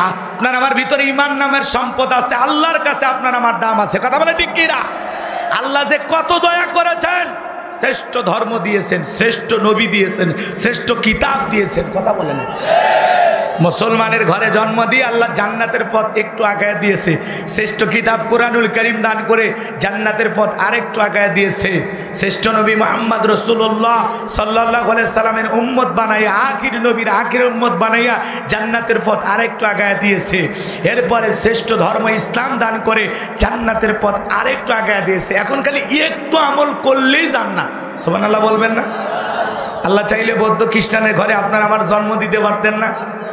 আল্লাহ দয়া করে যেহেতু ইমানদারের ঘরে জন্ম দিয়েছেন, এই জন্য ইমানদাররা সফল হবে 7টা গুণাবলী অর্জন করতে পারলেই। আসুন আমরা সেই গুণাবলী অর্জন করে সফলতার সহিত পরকালে জান্নাতি হতে চাই। কথা বলেন ঠিক কিনা? তাহলে আল্লাহ বলেন কথা ফালাহাল মুমিনুন, অবশ্যই সফল হয়েছে তারা ঈমান এনেছে যারা। ভালো করে বোঝেন, আপনার চেহারা কালো হোক ফর্সা হোক যেমন হয় না কেন, আপনার ভিতরে ঈমান নামের সম্পদ আছে, আল্লাহর কাছে আপনার দাম আছে। সুবহানাল্লাহ বল। তাহলে আমি বলবো সফল হয়েছে কারা, আপনারা বলবেন ঈমান এনেছে যারা। বলতে পারবেন না? এরপরে বলবো আল্লাহর কাছে দামি বান্দা কারা, আপনারা বলবেন ঈমানদার বান্দা যারা। ঈমানদারের দাম দুনিয়াতেও আছে, আখিরাতেও আছে। আর বেঈমানের মাতবাড়ি দুনিয়াতেই শেষ, আখিরাতে কথা কয় না কে হক দেখায় দেবে। কি হয়েছে? আখিরাতে জিরো, বেটা চল। দেখছেন পাকিস্তান বয়সে পড়াশোনা করছে, ওই সময় কচ্ছে আখিরাতে ওরা জিরো, দুনিয়াতে হিরো, আখিরাতে আর জিরো। আর মুমিনেরা দুনিয়াতেও হিরো, আখিরাতেও হিরো। মারহাবা, লিল্লাহি তাকবীর। মাশাআল্লাহ, চাচা চমৎকার কথা বলেছেন আমার ভাইয়েরা। তাহলে আমি বলবো কথা ফালাহাল মুমিনুন, অবশ্যই মুমিনেরা সফল হয়েছে। তাহলে সফল হয়েছে কারা? ঈমান এনেছে। বলেন সফল হয়েছে কারা? আল্লাহর কাছে দামি বান্দা কারা? ঈমানদার বান্দা যারা। আল্লাহর কাছে দামি বান্দা কারা? বাস কথা ক্লিয়ার নাকি কোনো ভেজাল আছে? তাহলে আল্লাহ বলেন কথা ফালাহাল মুমিনুন, অবশ্যই মুমিনেরা সফল হয়েছে। ঈমান আনার পরে, মুমিন হওয়ার পরেও আপনার আমার গুরুত্বপূর্ণ যে ইবাদত, সবচাইতে দামি ইবাদত, তার নাম হলো সালাত। আল্লাহ মুমিনদের 7টা গুণাবলী নিয়ে যখন আলোচনা করলেন, 1 নাম্বার আল্লাহ সালাত দিয়ে শুরু করলেন। বলেন আল্লাহু আকবার। আমার আল্লাহ বলেন আল্লাযীনা হুম ফি সালাতিহিম খাশিউন। মুমিন বান্দার 1 নাম্বার গুণাবলী, যুবক খুব খেয়াল করে শুনুন, সবার আলোচনা আছে, খালি একটু অপেক্ষা করেন, খালি মেলে ধরতে দেন, কষ্ট হচ্ছে আপনাদের। 1 নাম্বার আল্লাযীনা হুম ফি সালাতিহিম খাশিউন। আমার আল্লাহ বলেন যারা নিজেদের সালাত বিনয়ের সহিত, নম্রতার সহিত, খুশুখুদু ভাব নিয়ে আল্লাহর ভয়ে সালাত আদায় করে। সালাত আদায় করতে হবে কার ভয়ে? বিনয়ের সহিত, নম্রতার সহিত, আল্লাহর ভয় নিয়ে সালাত আদায় করতে হবে। আপনি আমি যখন মসজিদের ভিতরে নামাজের জন্য দাঁড়িয়ে যাব, অন্তরের ভিতরে সুচিন্তা, দুশ্চিন্তা, টেনশন মুক্ত হৃদয় নিয়ে দাঁড়াইতে হবে। বিবির কথা, সন্তানের কথা, ব্যবসা বাণিজ্যের কথা, দুনিয়ার কোনো খেয়াল চিন্তা ভাবনা নামাজের মধ্যে করা যাবে না। দুনিয়াবি সব চিন্তা মসজিদের বাইরে রাইখা টেনশন মুক্ত হৃদয় নিয়ে যে অন্তরে আল্লাহর ভয় থাকবে, এরকম একটা নির্ভেজাল পরিষ্কার মন নিয়ে আল্লাহর ঘরে গিয়ে আল্লাহর সামনে দাঁড়াইতে হবে। কথা বলেন ঠিক কিনা? আপনি আমি যখন সালাত আদায় করব, মসজিদে গিয়ে আল্লাহকে সেজদা দেব, তখন অন্তরে ভয় থাকতে হবে কার? ইয়া আইয়ুহাল্লাযীনা আমানুত্তাকুল্লাহ, এই ইমানদারগণ আমি আল্লাহকে ভয় করো, হাক্কা তুকাতিহি, ভয় করার মতো ভয় করো। আমরা কিভাবে সালাত আদায় করব, বিশ্বনবী কিভাবে সালাত আদায় করেছেন, সাহাবায়ে কেরাম কিভাবে সালাত আদায় করেছেন, একটু জানার দরকার আছে না নাই? আম্মা জান আয়েশা রাদিয়াল্লাহু তাআলা আনহা বলেন, নবীজি নামাজের ভিতরে এত লম্বা সময় ধরে দাঁড়িয়ে থাকতেন, দাঁড়িয়ে থাকতে থাকতে বিশ্ব নবীর পবিত্র পা মোবারক ফুলে উঠত। আম্মা জান ডেকে বলেন, মাঝে মাঝে নবীজি পায়ে স্যান্ডেল পর্যন্ত পড়তে পারত না, পাটা এত ফুলে উঠত। বলেন আল্লাহু আকবার। আমার ভাইরা, আম্মা জান আয়েশা ডেকে বলেন, নবীজি এত লম্বা সময় ধরে রুকু করতেন, সিজদা করতেন, মাঝে মাঝে মনে হয় নবী আর কোনোদিন সিজদার থেকে মাথা উঠাবেন না। আম্মা জান আয়েশা ডেকে বলেন, একদিন রাতের বেলায় দেখি বিছানা ভিজে গেছে, আমি মনে করলাম পানি পরে ভিজে গেছে, কিন্তু না না, তাকায় দেখি বিশ্ব নবী সিজদা দিয়া এত কান্না করতেছেন, কাঁদতে কাঁদতে বিছানাটা পর্যন্ত ভিজে গেছে। আম্মা জান অপেক্ষায় বইসা থাকলেন। নবীজি দীর্ঘ সময় পরে যখন সিজদা থেকে মাথা উঠাইলেন, ডেকে বলেন, নবী গো, এত কান্না কেন করেছেন? সিজদার জায়গা ভিজে গেছে, আপনার দাড়ি মোবারক ভিজে গেছে, এত কান্না করেন কেন? কি হয়েছে আপনার? বিশ্বনবী ডেকে বলে, আয়েশা, আমি তো আমার জন্য কাঁদি না, আমি কাঁদি আমার গুনাহগার উম্মতের জন্য। আল্লাহর কাছে কেঁদে কেঁদে বলি, আল্লাহ, আমার গুনাহগার উম্মতেরা গুনাহগার, তাদের গুনাহগুলো তুমি মাফ করে দাও। আল্লাহ পাক। যেই নবীর জীবনে কোনো গুনাহ নাই, সেই নবী দিনের মধ্যে ৭০ বারেরও অধিক ইস্তেগফার করতেন, তওবা করতেন। আর আপনার আমার গুনাহ দিয়া জীবন ভরা, এরপরে তওবা ইস্তেগফার করার সময় আপনার আমার নাই। কথা বলে না কেন? আমার ভাইয়েরা, বিশ্ব নবী সিজদা দিয়া চোখের পানি ছেড়ে দিয়া কাঁদেন, আপনার আমার গুনাহ মাফের আশায় কার কাছে? আরো জোরে বলেন, কার কাছে? দেখে বলে, আয়েশা, আমি তো আমার জন্য কাঁদি না, আমি কাঁদি আমার গুনাহগার উম্মতের গুনাহ মাফের আশায়। আমি আল্লাহর কাছে কেঁদে কেঁদে বলি, আল্লাহ, আমার একটা গুনাহগার উম্মতকেও তুমি জাহান্নামের আগুনে জ্বালাইও না। আল্লাহু আকবার। নবী আপনাকে আমাকে জাহান্নাম থেকে বাঁচানোর জন্য সিজদাতে চোখের পানি ছেড়ে দিয়ে আল্লাহর কাছে কান্না করে। আপনার আমার গুনাহ মাফের আশা আল্লাহর কাছে কান্না করে, তাহলে আপনার আমার কান্না করার দরকার আছে না নাই? আমার আল্লাহ পাক বলেন, ওয়াল্লাযীনা ইয়াবিতুনা লিরাব্বিহিম সুজদাও ওয়া কিয়ামা। আমার আল্লাহ বলেন, যারা রাত্রি জাগরণ করে আমি আল্লাহকে সিজদা দেয়, আমি আল্লাহর জন্য দণ্ডায়মান থাকে। যারা রাতের 12টার পরে 1টা 2টা 3টার দিকে ওইটা এই ঠান্ডা পানি দিয়ে ওযু বানায়া যাই নামাজে দাঁড়ায়, এই নামাজ একমাত্র আল্লাহকে রাজি খুশি করার জন্য, দুনিয়ার কাউকে দেখানোর জন্য না। যারা রাতের বেলায় সিজদা দেয়, যারা রাতের বেলায় আল্লাহকে খুশি করার জন্য দণ্ডায়মান হয়, এ প্রেম বান্দার মালিকের প্রেম, এটা হলো বান্দার আল্লাহর গোপন প্রেম। কথা বলেন ঠিক কিনা? এ প্রেম করেছে যারা, নামাজের মজা পেয়েছে তারা। এ কথা কর নাকি আপনার? যুবক রে, তোদের জন্য আমি পরে সাইজ করতেছি, খালি একটু অপেক্ষা কর, সামনের দিকে যায়, কষ্ট মনে নেবেন না বাজান। তাহলে গভীর রাত্রিতে যারা আল্লাহকে রাজি খুশি করার জন্য গভীর নিশীতে যারা দণ্ডায়মান হয়, আল্লাহকে সিজদা দিয়ে রাত্রি কাটায় দেয়, যারা আল্লাহকে সিজদা দেয়, আল্লাহর জন্য দাঁড়িয়ে থাকে, আপনি আমি গভীর নিশীতে তাহাজ্জুদের সালাত পড়ে সিজদা দিয়ে চোখের পানি ছেড়ে দিয়ে আল্লাহর কাছে কেঁদে কেঁদে বলবো, রব্বানা সরিফ আন্না আযাবা জাহান্নাম ইন্না আযাবাহা কানা গরামা। আল্লাহর কাছে কেঁদে কেঁদে বলবো, হে আমাদের রব, ওই কঠিন ভয়ঙ্কর আগুন, ওই জাহান্নামের আযাব থেকে আমাদের মুক্তি দাও, যে জাহান্নামের আযাব আর শাস্তি বিনাশ আর ধ্বংস ছাড়া কিছুই নয়। ইন্নাহা সাআত মুস্তাকাররা ওয়া মুকামা। নিশ্চয় আবাসস্থল হিসাবে, বসতির জায়গা হিসাবে ওই জাহান্নাম কত না নিকৃষ্ট, কত না নিকৃষ্টতম একটা স্থান। আমার আল্লাহ রাব্বুল আলামিন বলেন, ইন্না জাহান্নামা কানাত মিরসাদা লিত্তাগিনা মাআবা লাবিসিনা ফিহা আহকাবা লা ইয়াযুকুনা ফিহা বারদাও ওয়ালা শারাবা ইল্লা হামিমাও ওয়া গাসসাকা। জোরে বলেন নাউজুবিল্লাহ, একটু জোরে বলেন নাউজুবিল্লাহ। আমার ভাইরা, আল্লাহ সূরা নাবার ভিতরে জানায় দিলেন, ইন্না জাহান্নামা কানাত মিরসাদা, নিশ্চয়ই জাহান্নাম ওত পেতে রয়েছে।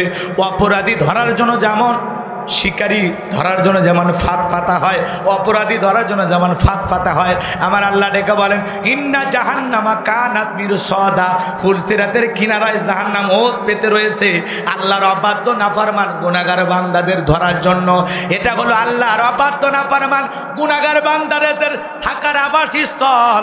এখানে তারা যুগের পর যুগ বসবাস করবে। একটা মানুষ কত কোটি বছর জাহান্নামে থাকবে, কত বছর থাকবে, এর সঠিক এলেম আর জ্ঞান আছে কার কাছে? ওই জাহান্নামের আগুনে মানুষগুলো জ্বলতে জ্বলতে পুড়তে পুড়তে সিয়ারা হয়ে যাবে, কয়লার মতো কালো। দুনিয়ার আগুনের চাইতে জাহান্নামের আগুনের পাওয়ার হলো 70 গুণ বেশি। ওই আগুনে যারা জ্বলবে বাজান, জ্বলতে জ্বলতে একবার যদি কারো জাহান্নামের আগুন দেহের ভিতরে লেগে যায়, পা থেকে মাথা পর্যন্ত জ্বলে যাবে। ওই জাহান্নামের আগুন যার দেহের ভিতরে লাগবে, মনে হবে কলিজাটা পুড়ে ছাই হয়ে যাচ্ছে। জাহান্নামের একজোড়া স্যান্ডেল যার পায়ে দেওয়া হবে, সবচাইতে কম শাস্তি। ওই স্যান্ডেল পরার কারণে মাথার মগজগুলো টকবক টকবক করে গলে গলে পড়ে যাবে। জোরে বলেন নাউজুবিল্লাহ। ওই জাহান্নামের ভিতরে ভাই, এটা কথা বলা যাবে না আমার ভাইয়েরা, হৃদয়ের কান পেতে কথাগুলো শোনেন। এর চাইতে গুরুত্বপূর্ণ আলোচনা আর কিছু হতে পারে? একটু মনোযোগ দিয়ে শোনেন। জাহান্নামের আলোচনা শোনার দরকার আছে না? জাহান্নামের একটু হলেও ভয় আমাদের দিলের ভিতরে থাকার দরকার আছে না? একটু শোনেন বাজান গো আমার। ওই জাহান্নামের আগুনে জ্বলতে জ্বলতে পুড়তে পুড়তে জাহান্নামের যখন ক্ষুধার্ত হয়ে যাবে, আল্লাহকে ডেকে বলবে আল্লাহ খাবার দাও, খাবার দাও, খাবার দাও। আল্লাহ ফেরেশতাদেরকে অর্ডার দেবে আমার জাহান্নামী বান্দাদের জন্য জাহান্নামের তলদেশে এক ধরনের ফলের চাষ করা হবে। ওই ফলের নাম হলো জাক্কুম, কাঁটাযুক্ত ফল। ফেরেশতাদেরকে আল্লাহ অর্ডার দেবে এই ফলটা বান্দাদের হাতে হাতে পরিবেশন করো। ওই জাহান্নামের কাঁটাযুক্ত ফল যখন জাহান্নামী বান্দাদের খাদ্য হিসেবে পরিবেশন করা হবে, ওই ফলটা পাওয়া মাত্রই তালা গলার ভিতরে দেবে, গলার মাঝামাঝি আটকে যাবে, ভিতরেও যাবে না, বাহিরেও আসবে না। জাহান্নারা ছাড়া করবে, কাঁটাগুলো ফুটবে আর ফুটবে, আর যন্ত্রণায় কেঁদে কেঁদে বলবে আল্লাহ এ কেমন ফল খাওয়াইতে দিলা, ভিতরেও যায় না, বাহিরেও আসে না। আল্লাহ জাহান্নামী বান্দাদেরকে এই খাদ্য দিয়েছে ক্ষুধা মিটানোর জন্য না, ওই জাহান্নামের শাস্তিকে আরো বেশি বাড়ানোর জন্য। ওই ফলটা যত গলানা রাস্তারা করবে, কাঁটাগুলো ফুটবে আর ফুটবে, যন্ত্রণায় জাহান্নামীরা ছটপট করবে, আর আল্লাহকে ডেকে বলবে আল্লাহ পানি দাও, পানি দাও, পানি দাও।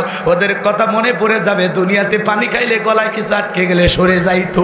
আল্লাহর কাছে যখন বারবার বলবে পানি দাও, পানি দাও, আমার আল্লাহ বলেন লা ইয়াযুকুনা ফিহা বারদান ওয়ালা শারাবা, তাদেরকে মিনারেল ওয়াটার দেওয়া হবে না, ঠান্ডা কোনো পানি দেওয়া হবে না, এমন কোনো পানি পান করানোর জন্য দেওয়া হবে না সেই পানিটা পান করে জাহান্নামী তার বুকের জ্বালা তৃষ্ণা নিবারণ করতে পারে, এমন পানি জাহান্নামীদেরকে দেওয়া হবে না।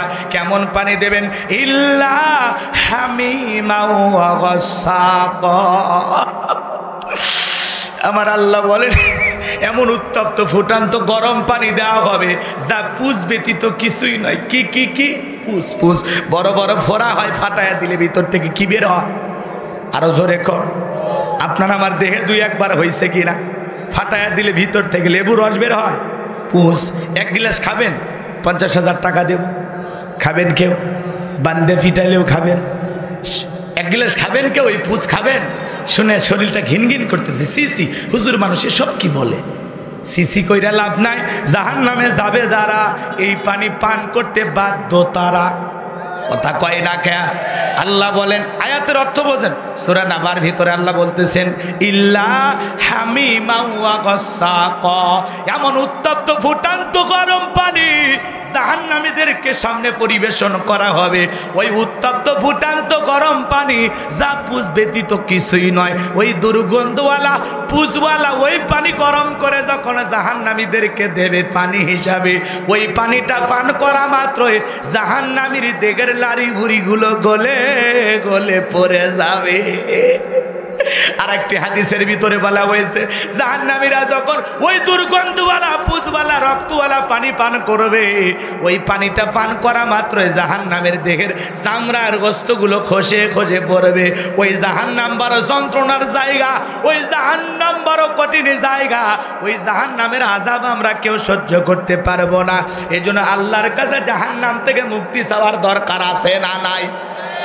সিজদা দিয়ে আল্লাহর কাছে জাহান্নাম থেকে বাঁচার জন্য কাদার দরকার আছে না নাই? নবী যদি আপনার আমার গুনাহ মাফের আশায় কাঁদতে পারেন, আপনাকে আমাকে জাহান্নাম থেকে বাঁচানোর জন্য কাঁদতে পারেন, তাহলে নিজের অপরাধের জন্য, নিজেকে জাহান্নাম থেকে বাঁচানোর জন্য আল্লাহর কাছে প্রার্থনা করার দরকার আছে না নাই? আল্লাহ আমাদের সবাইকে জাহান্নামের আগুন থেকে মুক্তি দান করুন। জোরে বলুন আমিন। আরো চিল্লায় বলেন আমিন। আর একবার বলেন আমিন। আমার ভাইরা, সাহাবা ইকরাম কিভাবে সালাত আদায় করতেন? মরুভূমিতে সাহাবা ইকরাম যখন সালাত আদায় করার জন্য দাঁড়িয়ে যেতেন, ওই মরুভূমির পাখিগুলো খেজুর গাছ মনে করে সাহাবীদের কাঁধের উপরে বসে থাকতো, মাথার উপরে বসে থাকতো। বিশ্বনবীর সাহাবীরা সালাতে এত মনোযোগ, এত মনোযোগ, কাঁধে পাখি পরে থাকে এরপরেও টের পাইতো না, মাথায় পাখি পরে থাকতো এরপরেও টের পাইতো না। বলেন সুবহানাল্লাহ। হযরতে তালহা রাদিয়াল্লাহু তাআলা আনহু সালাত আদায় করতেছেন, কলিজার টুকরা সন্তানরা খেলাধুলা করতেছে, বিষাক্ত সাপ এসে পেঁচিয়ে ধরেছে। স্ত্রী মানুষজনকে ডাকলেন, সন্তানকে বিপদমুক্ত করলেন। নামাজ শেষে হযরতে তালহা ডেকে বলেন, বিবি রে, এত মানুষজন বাড়ির ভিতরে, ব্যাপারটা বুঝতে পারলাম না, ঘটনা কি ঘটেছে? ডেকে বলে, স্বামী গো, আপনি যখন নামাজ আদায় করতেছেন, সন্তানটা খেলাধুলা করতেছিল, জঙ্গল থেকে সাপ এসে পেঁচিয়ে ধরেছে, আমি মানুষজনকে ডেকে সন্তানকে বিপদমুক্ত করলাম। এত ঘটনা আপনার চোখের সামনে ঘটে গেল, স্বামী গো, আপনি কি কিছুই টের পান নাই? হযরতে তালহা রাদিয়াল্লাহু তাআলা ডেকে বলে, বিবি রে, নামাজের মধ্যে মন যদি এদিক সেদিক চলে যায়, তাহলে নামাজ তো আর নামাজ থাকে না। বলেন আল্লাহু আকবার। হযরত আলী জিহাদের ময়দানে তীর ঢুকে গেছে, তীর টান দিলে ব্যথা পায়। বিশ্বনবী ডেকে বলে, সাহাবীরা নামাজে দাঁড়িয়ে যাও। আর একজন সাহাবীকে বললেন, আমার জামাই যখন সিজদায় চলে যাবে, ওই সময় তীরটা টান দিবা। আমার ভাইরা 2 রাকাত নামাজের জন্য দাঁড়িয়ে গেলেন। প্রথম রাকাত শেষ হয়ে গেল, দ্বিতীয় রাকাতের দ্বিতীয় সিজদায় যখন চলে গেছেন, কাতারে ফাঁক দিয়ে যায় হযরত আলীর পা থেকে তীরটা টান দিয়ে বের করেছেন। নামাজ শেষে বিশ্বনবী জিজ্ঞাসা করে, আলী, নামাজের আগে তীর টান দিল, ব্যথা পাইলা, নামাজের সময় যখন তীর টান দিয়েছে তখন কি তুমি ব্যথা পাও নাই? হযরত আলী ডেকে বলে, নবী গো, আমি যখন নামাজের সিজদায় চলে যাই, তখন মনে হয় জমিনে সিজদা দিতেছি না, মাওলা পাকের আরশে আজিমে যায়া আল্লাহর কুদরতি কদমে সিজদা দিতেছি। বলেন আল্লাহু আকবার। আরো জোরে বলেন আল্লাহু আকবার। সাহাবা ইকরাম সালাতে কত মনোযোগ, 2 রাকাত নামাজ পড়ে সারা রাত কাটায়া দিয়েছেন। সাহাবীরা সালাতে কত মনোযোগ, সন্তানকে সাপে ধরে টের পায় না। আমার ভাইরা পা থেকে তীর টান দেয়, ব্যথা পায় না। সাহাবা ইকরাম সালাতে কত মনোযোগ, কাঁধে পাখি পরে থাকে, তারপরেও টের পায় না। আর আপনি আমি একটা মশা পড়লে আগে মশা মারে, তারপরে সূরা পড়ে। এ কথা কর না কে? রাগ করতেছেন মনে হয়? আমাদের নামাজ বড় তাড়াহুড়োর নামাজ, আপনার আমার নামাজ বড় ছটফটানি নামাজ। নামাজের দ্বারা আমরা খালি তাড়াহুড়া করি, এরকম মুসলমান আছে না নাই? কথা কর না কে আপনারা? নামাজের ব্যাপারে এত তাড়াহুড়া। এক মুরব্বী চাচা ওযু করছে, এক ঠ্যাং না ধুয়ে মসজিদে ঢুকছে, টাইসালা মসজিদ পিছলা গায়া, চাচা একদিক লঙ্গি একদিক, তাও বলে আল্লাহু আকবার। মানুষকে আগে লঙ্গি ঠিক করে, কয় না আগে জামাত ধরি। এরকম তাড়াহুড়োর নামাজি আমাদের সমাজে আছে না নাই? আবার দেখবেন নামাজও পরে মসজিদের ফ্যানের দিকেও তাকিয়ে আছে। হে চাচা, নামাজের নিয়ম ছাড়িয়ে দিয়ে আগে ফ্যান কয়টা আছে গুনে নিয়ে শান্তি করে। কথা বলে না? আপনি নামাজ পড়তে পড়তে মসজিদের ফ্যান করেন, মানে মসজিদের ফ্যানের দিকে নজর যায় মানে কি? এই মরার পরে ফেরেশতারা প্রশ্ন করবে, তোমাদের মসজিদে ফ্যান কয়টি ছিল? কথা কয় না?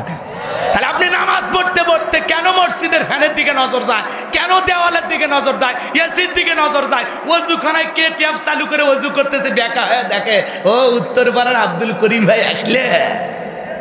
কথা কয় না কেন? নামাজের দ্বারাও চোখ ঠিক হয়নি, এদিক ওদিক টাকা খালি চোরের মতো করে। এ কথা কয় না আপনারা? এরকম নামাজে আছে না নাই? হ্যাঁ শোনান, দুনিয়ার একটা রাষ্ট্রপতি যদি আপনাকে দাওয়াত দেয়, কি করবেন? রাষ্ট্রপতির মেহমান আপনি, তার সামনে দাঁড়ায় মোবাইল টিপবেন, বুঝাবেন যে আপনার চাইতে আমি বেশি ব্যস্ত, সুপার বিজি। কথা কয় না কে? কি করবেন? রাষ্ট্রপতির সামনে দাঁড়ায় দাড়ি চুলকাবেন, লুঙ্গি ঠিক করবেন, কি করবেন? ভদ্রতার সহিত, বিনয়ের সহিত নম্রতার সহিত একেবারে পরিষ্কার একটা ভালো মানুষ হয়ে দাঁড়িয়ে থাকবেন। কথা কয় না, কথা কয় না, যাতে রাষ্ট্রপতির সামনে চুল পরিমাণ বেয়াদবি না হয়। আরে শুনে যান, দুনিয়ার একটা রাষ্ট্রপতির সামনে যদি ভদ্রতা নিয়ে দাঁড়াইতে পারেন, তার চাইতে কোটি কোটি গুণ বেশি আদবের সহিত, ভদ্রতার সহিত, নম্রতার সহিত আল্লাহর ঘরে গিয়ে আল্লাহ রব্বুল আলামিনকে সিজদা দেওয়ার সময় দাঁড়াইতে আপনি বাধ্য। নামাজ যখন পড়বেন মনে মনে খেয়াল করবেন, আমি নামাজ আদায় করতেছি, আসমানের মালিক আল্লাহ আমাকে দেখতেছেন। সুবহানাল্লাহ বলবেন না? আর আপনি নামাজ পড়তে পড়তে দাড়ি চুলকান, নামাজ পড়তে পড়তে লুঙ্গি ঠিক করেন, এত লুঙ্গি খুলে রশি লাগার বেটা, কথা কয় না, রশি বাঁধিবেন কোমরে। রাগ করতেছেন মনে হয় আপনারা? আপনাদেরকে বলি না, এলাকার মুসল্লিরা ভালো, আমার গাইবান্ধার মানুষের কথা বলতেছি। রাগ করতেছেন মনে হয়? আপনারা ভালো মানুষ, বিরাট বড় আল্লাহর ওলি। এদিক খেয়াল করেন বাজান, নামাজের মধ্যে দাড়ি চুলকালে হবে, টুপি ঠিক করেন, মানে নামাজ পড়তে যাওয়ার মানে আকর্ষণই নাই। নামাজের ভিতরে একটা খেয়াল মনোযোগ, যা ক্ষুদাভীতি আল্লাহ ভীতি নাই। ও নামাজ পড়তে পড়তে বলতেছে আমি তো নামাজে আছি, দ্বিতীয় রাকাত চলতেছে, আছে না? উনি এত ব্যস্ত যে মসজিদে ঢুকে ওনার ফোনটা বন্ধ রাখা যাবে না, এত ব্যস্ত। কথা কয় নাকি? রাগ করতেছেন আপনারা? বিরক্ত হয়েছেন আমার কথা? বিরক্ত হয়ে আমাদের মন খালি ছটপট করে, ওই জন্য আফসোসে একটা কথা বললে আবার মন খারাপ করে জনগণ। কথা কয় না কেন? রাগ করতেছেন? এদিক এদিক এদিক এদিক খেয়াল করেন, একটা গবেষণায় বলা হয়েছে বাংলাদেশের মুসল্লিদের 8 সেকেন্ডও মন নামাজের ভিতরে স্থির থাকে না। আমাদের মন এত অস্থির, নামাজ পড়ে গোয়ালপাড়া মন চলে যায় ঝিনাইদহ বাজারে, নামাজ পড়ে গোয়ালপাড়া ফটিক বাড়ি নাকি ফটিক খালি, আর মন চলে যায় ভারতের বর্ডারে। আমরা নামাজের ভিতরে দাঁড়ায় মন খালি ছটপট করে, দুনিয়াবি এত চিন্তা ভাবনা, এত কথা নামাজের মধ্যে মনে হয়, মাঝে মাঝে তো ভুলেই যায় যে কয় রাকাত চলতেছে। কথা কয় নাকি আপনারা? আমাদের পাগল মন খালি ছটপট করে, মাঝে মাঝে আমরা কনফিউজ হয়ে যাই, সিজদা 2টে দিলাম না 3টে দিলাম, কয়টা চলতেছে, মানে ভুলে যায় আমাদের পাগল মন। কি মন? পাগল মোহন মন রে, মন কেন উল্টো পাল্টা বলে, ও পাগল মন মন রে, মন কেন মসজিদে না যায় রে, আল্লাহ রে কোন দুনিয়ায় পাঠাইলাই আমারে। বর্তমানের নারী পুরুষ সমান সমান মাপ, লম্বা চুল কাটিয়া আবার মাথায় লাগাই ক্যাপ, আল্লাহ রে কোন দুনিয়ায় পাঠাইলাই আমারে। জিন্সের প্যান্ট শার্ট পরিয়া রাস্তা হাইটা যায়, পোলা না মাইয়া ওইটা সিনা বড় দায়, আল্লাহ রে কোন দুনিয়ায় পাঠাইলাই আমারে। কথা বলে না কেন? কানে পড়ছে দুল, কপালে পড়ছে টিপ, কাছে যা যদি বলেন বিলকি যাবা কয় না আমি আবু। বুখারী শরীফের স্পষ্ট হাদিস, আল্লাহ রসুল বলেছেন কোন পুরুষ যদি নারীর বেশ ধারণ করে আর কোন নারী যদি পুরুষের বেশ ধারণ করে, আল্লাহর লানত তাদের উপরে। কথা বলে ঠিক কিনা? পোশাকের এত স্বাধীনতা, এরপরে আমার বোনেরা ঢাকা শাহবাগ চত্বরে দাঁড়ায়া, কথা কয় না কেন, ঢাকা শহরে দাঁড়ায়া ব্লাউজ ছাড়া শাড়ি পরে বলে আমরা পোশাকের স্বাধীনতা চাই। আছে না নাই? আছে না নাই? আছে না নাই? ওদের স্লোগান কি কয়? দাদি নানি ব্লাউজ ছাড়া শাড়ি পরেছিল, আমরাও পরতে চাই। আছে না নাই? কথা কন না কেন? এ দাদি নানি ব্লাউজ ছাড়া শাড়ি পরেছিল ঘরের ভিতরে, এখন দাদি নানি ব্লাউজ ছাড়া শাড়ি গরমের কারণেই পড়ুক আর অভাবের কারণেই পড়ুক, তারা কি কোনোদিন বিশ্ব রোডে যা আন্দোলন করে বলেছিল আমি তোমার নানি দেখে যাও শাড়ি পরেছি, আমি তোমার দাদি দেখে যাও শাড়ি পরেছি বলেছিল? আর এ বোনদের কত শরম কম, ওরা ব্লাউজ ছাড়া শাড়ি পইরা নিজেকে প্রদর্শন করতেছে। আমার ভাইয়েরা, দাদি নানি শাড়ি পরেছিল 12 হাত শাড়িতে পুরো দেহ ঢাকছে। কথা কয় রাখ, ব্লাউজ ছাড়া শাড়ি পরে 12 হাত শাড়িতে পুরো দেহটা ঢাকছে। আর এই বোনেরা ব্লাউজ ছাড়া শাড়ি পরার আন্দোলন করতেছে, এমন কায়দায় শাড়ি পরেছে পুরো পিঠটা কাতার বিশ্বকাপ খেলার জন্য ফাঁকা রাখছে। এ কথা কন নাকি আপনারা? এই জন্য পোশাকের স্বাধীনতার নামে আর কি বুঝাইতে চাও? মাঝে মাঝে ঢাকার কক্সবাজার যখন যায় মনে হয় আমি লন্ডনে আছি, এত পোশাকের অবস্থা বেহাল। কথা কয় না কেন? আর কত স্বাধীনতা, তার মানে কি বুঝাইতে চাও? যেটুকু পরেছো ওটুকু পরবা না। গুগলে সার্চ দাও, গুগলে সার্চ দিয়ে দেখো যেই দেশে পোশাক ছাড়া মানুষ বসবাস করে, পাসপোর্ট ভিসা লাগায়া ও বোন ওই দেশে চলে যাও, বাংলাদেশের একটা কুকুরও তোমার জন্য কান্না করবে না। এ কথা কয় না কে? কিন্তু এটা মুসলমানের দেশ, এটা আল্লাহওয়ালাদের বাংলাদেশ, এটা মসজিদ মাদ্রাসার বাংলাদেশ। এই দেশে ল্যাংটা হয়ে ঘোরার কোনো সুযোগ নেই। কথা কয় না কে? যেটুকু পড়েছে ওটুকু রাখাই লাগবে। তারপরে ছেলে মেয়ে যে যা খুশি পড়তেছে, কেউ কি বাধা দেয় ভাই? কথা কন না কে? কারণ পর্দা হলো আল্লাহর পাঠানো একটি ফরজ বিধান। পর্দা করলে নারীর সম্মান মর্যাদা বাড়ে। কথা বলে ঠিক না? অকরনা ফি বুয়ুতিকুন্না ওয়ালা তাবাররাজনা তাবাররুজাল জাহিলিয়াতিল উলা। আল্লাহ ডেকে বলেন, নারীরা তোমার ঘরের ভিতরে অবস্থান করো, খবরদার জাহিলিয়াতের যুগের মেয়েদের মতো নিজের দেহকে প্রদর্শন করো না। এখন নারী যদি সভ্য হয়, ভদ্র হয়, ফাতিমার মতো আদর্শের নারী হয়, সে কোনোদিন বেপরদায় বোরকা ছাড়া রাস্তাঘাটে বের হতে পারবে? পর্দা হলো নারীর সিকিউরিটি দিবে, পর্দা নারীর সম্মান মর্যাদা বাড়ায়, পর্দা হলো নারীর আত্মমর্যাদা গৌরবের বিষয়। কথা কয় না কে? যে জিনিস যত দামি তার প্যাকেট তত দামি। কথা কয় না কে? একটা নারী যদি ঢিলে লাগা বোরকা পরে হাত মুজা পা মুজা লাগায়া রাস্তাতে হাইটা যায়, মনের অজান্তে শ্রদ্ধার সম্মানে মাথাটা নত হয়ে আসে। কোন সম্ভ্রান্ত ভদ্র ফ্যামিলির মেয়ে বোরকা ছাড়া রাস্তায় বের হতে পারে না। আর যারা উল্টা পাল্টা পোশাক পরে, লামখালি মিমখালি, নুনের ওপর এক নোক্তা, পেট খালি পিঠ খালি, ভাবির কপালে ডিজিটাল ফোটা, চোখে দেয় মাস্কারা, যুবকের কাম সারা, রং ঢঙ্গের বিউটি পার্লারের সাজ দিয়ে নিজেকে প্রদর্শন করে, বুঝবেন ওর চরিত্রে ভেজা।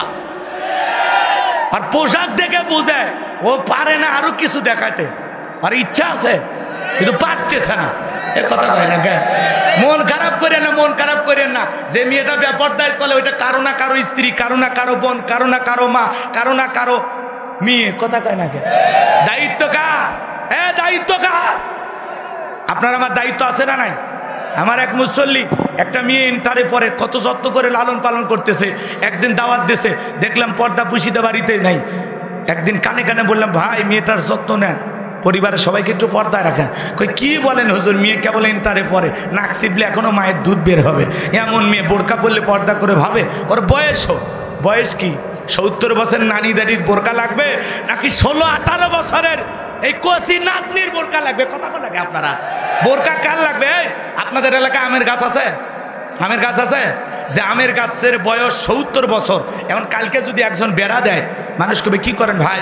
বলে এই 70 বছরে আমের গাছ তো অনেক পুরাতন গাছ, কখন যে ছাগল ভেঙে ফেলে দেয়, কখন যে ছাগলে মুখ দেয়, কচি গাছটা নষ্ট করে। আপনার কি মনে হয় মানুষ কি বলবে? পাগল না তার সেরা রে? কথা কয় না কেন? যেই গাছ গতকালকে গোয়ালমারা বাজার থেকে কিনে নিয়ে আসছেন, আজকে লাগাইছেন, একেবারে ছোট্ট গাছ, একেবারে কেবলই পাতাগুলো বের হয়েছে। কথা কয় না? এই ছোট গাছের বেড়া দেওয়া লাগবে, কারণ এই গাছে ছাগলে মুখ দেবে। কথা কয় না কে আপনারা? এই জন্য 70 বছর 80 বছরের দাদি নানি বোরকা পরে ঘুরতেছে, কাছে যা বলে, এই নানি কি খবর, ইয়া তো ঢিলে বোরকা পড়ছে, ব্যাপারটা কি? কয় ভাই মরা লাগবি রে, মরা লাগবি। তা বললাম তোর নাতনির মরা লাগবে না, ওর কমা 3 পিস, বোরকা কেন পরানি? ওর কি বিয়ে হওয়া লাগবে না ভাই? ওর তুই এখনই দেখানের বয়স। কথা কয় না কে?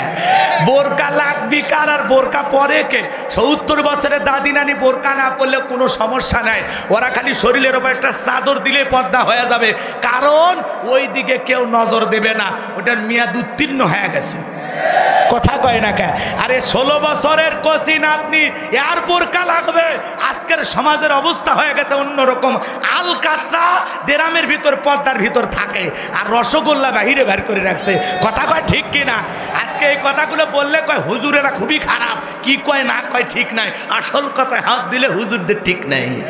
কথা কয় না কে? রাগ করতেছেন আপনারা? তাহলে বোরকা লাগবে কার? 16 বছরের মেয়ের নাকি 70 বছরের দাদি নানি? তাহলে মনে রাখবেন, মনে রাখবেন। কয়েকদিন পরের জুমায় যা দেখি আমার মুসল্লি হাত ধরে কান্না করতেছেন, কয় হুজুর আপনার কথাই ঠিকই আছে, আমার মেয়ে তো জানেন না কত বুধবার রাতে কই যে গেছে, ফোন বন্ধ, যোগাযোগ বন্ধ।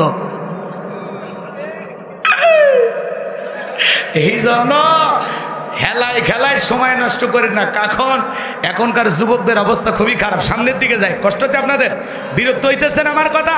এই জন্য পোশাকের স্বাধীনতার নামে অর্ধলুঙ্গ পোশাক পরে ঘুরতেছেন, ঘোরেন। আল্লাহ তো দেখতেছেন, বিচার তো একদিন হবেই। আবার যেটুকু পরে আছেন এটুকু পড়তে চাচ্ছেন না দেখে আন্দোলন করতেছেন। আমার এই বোনদেরকে আল্লাহ হেদায়েত দান করুক। জোরে বলেন আমিন, আরো জোরে বলেন আমিন। আমার ভাইয়েরা, সংক্ষিপ্ত কথা, আপনি আমি যখন নামাজে দাঁড়িয়ে যাব, বলেন তো অন্তরে ভয় থাকতে হবে কার? আরো জোরে বলেন কার? এ মুমিন বান্দার, আল্লাহর গোলামেরা ভালো করে শুনে যান।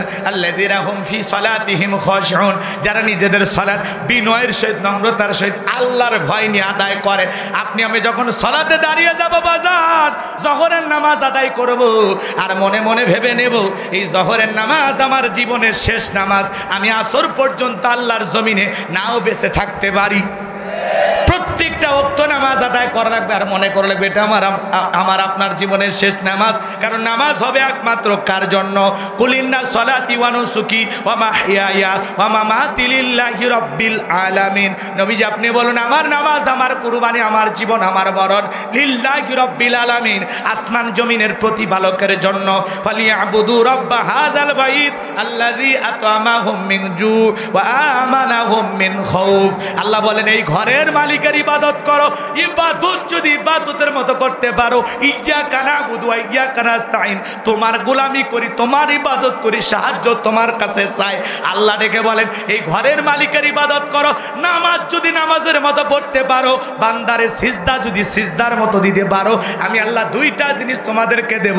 এক নাম্বার, রিজিক নিয়ে কোনো টেনশন করা লাগবে না।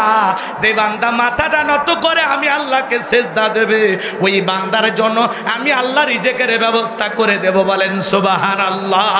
দুই নাম্বার, বান্দারে কোনো ভয় থাকবে না, সকল ভয় থেকে আমি আল্লাহ নিরাপত্তা দেব। চুরির ভয়, ডাকাতির ভয়, ধর্ষণের ভয়, খুনের ভয়, কোনো ভয় থাকবে না, সকল ভয় থেকে নিরাপত্তা দেবেন কে? সংক্ষিপ্ত কথা এই জায়গায় বলে দিলাম, কষ্ট পাচ্ছেন আপনারা। এজন্য নামাজে মনোযোগী হওয়ার দরকার আছে না নাই? বিশ্ব নবীর জামানায় ফজরের নামাজের সময় মসজিদ কানায় কানায় পূর্ণ ছিল, জুমার নামাজের সময় মসজিদ কানায় কানায় পূর্ণ ছিল। দুঃখ হলেও চিরসত্য কথা, বাংলাদেশে জুমার নামাজের জন্য মসজিদ 2 তলা 3 তলা করা হয়, আর ফজরের নামাজের সময় মুসল্লি খুঁজে পাওয়া যায় না। তাহলে যে দুলে ভাইরা জুমার নামাজ আদায় করলো, ফজর আসর মাগরিব এশায় দুলে ভাইরা গেল কই? এ কথা কনা কাপা কি কি? এ যুবক, ফজর না পড়ে যে ঘুমাইলে, এই ঘুম যদি না ভাঙে অবস্থা ভালো না খারাপ? কথা কন না কে? ঘুম ভাঙলে সকাল, না ভাঙলে পরকাল। কেমন করে ঘুমাও তুমি ও মুসলমান, কেমন করে ঘুমাও তুমি ফজর করে কাজা, এমন তো হতে পারে ও তোমার জোহরে জানাজা। কথা বলে ঠিক কিনা? আল্লাহর ভয়ে, আল্লাহকে রাজি খুশি করার জন্য 5 ওয়াক্ত সালাত মসজিদে গিয়ে আল্লাহর ভয়ে কারা কারা আদায় করুন? হাত তোলেন তো। সবাইকে 5 ওয়াক্ত সালাত মসজিদে গিয়ে আদায় করে তৌফিক দান করুন। জোরে বলুন আমি। হাত না মানে মুসলমান ওই 2 মিনিটে 2 রাকাত, 4 মিনিটে 4 রাকাত, ওই 4G 5G গতে নামাজ পড়লে হবে না। নামাজ পড়তে হবে সময় দিয়ে, ধীরস্থিরভাবে। আল্লাহ সবাইকে 5 ওয়াক্ত সালাত মসজিদে গিয়ে সময় নিয়ে ধৈর্য সহকারে সুন্দর রুকুর সিজদার মাধ্যমে আদায় করে তৌফিক দান করুন। জোরে বলেন আমিন। এইবার মুমিন বান্দার 2 নাম্বার গুণাবলী, ওয়াল্লাযীনা হুম আনিল লাগওয়ি মুরিদুন। এ বাজানে ওটা বসা করে না, ওটা বসে একটু একটু দয়া করেন, কয়েকটা মিনিট। খুব দ্রুত করে বলে দিচ্ছে 2 নাম্বার গুণাবলী, আল্লাযীনা হুম আনিল লাগওয়ি মুরিদুন। আল্লাহ ডেকে বলেন মুমিন বান্দার 2 নাম্বার গুণাবলী, অনার্থক কথাবার্তা বলা যাবে না। এক জায়গায় বসে 2-3 ঘন্টা আলতু ফালতু ফেসাল পারে, এত গল্প কেন? আপনি কি মনে করেছেন জবানের হিসাব একদিন নেবেন কে?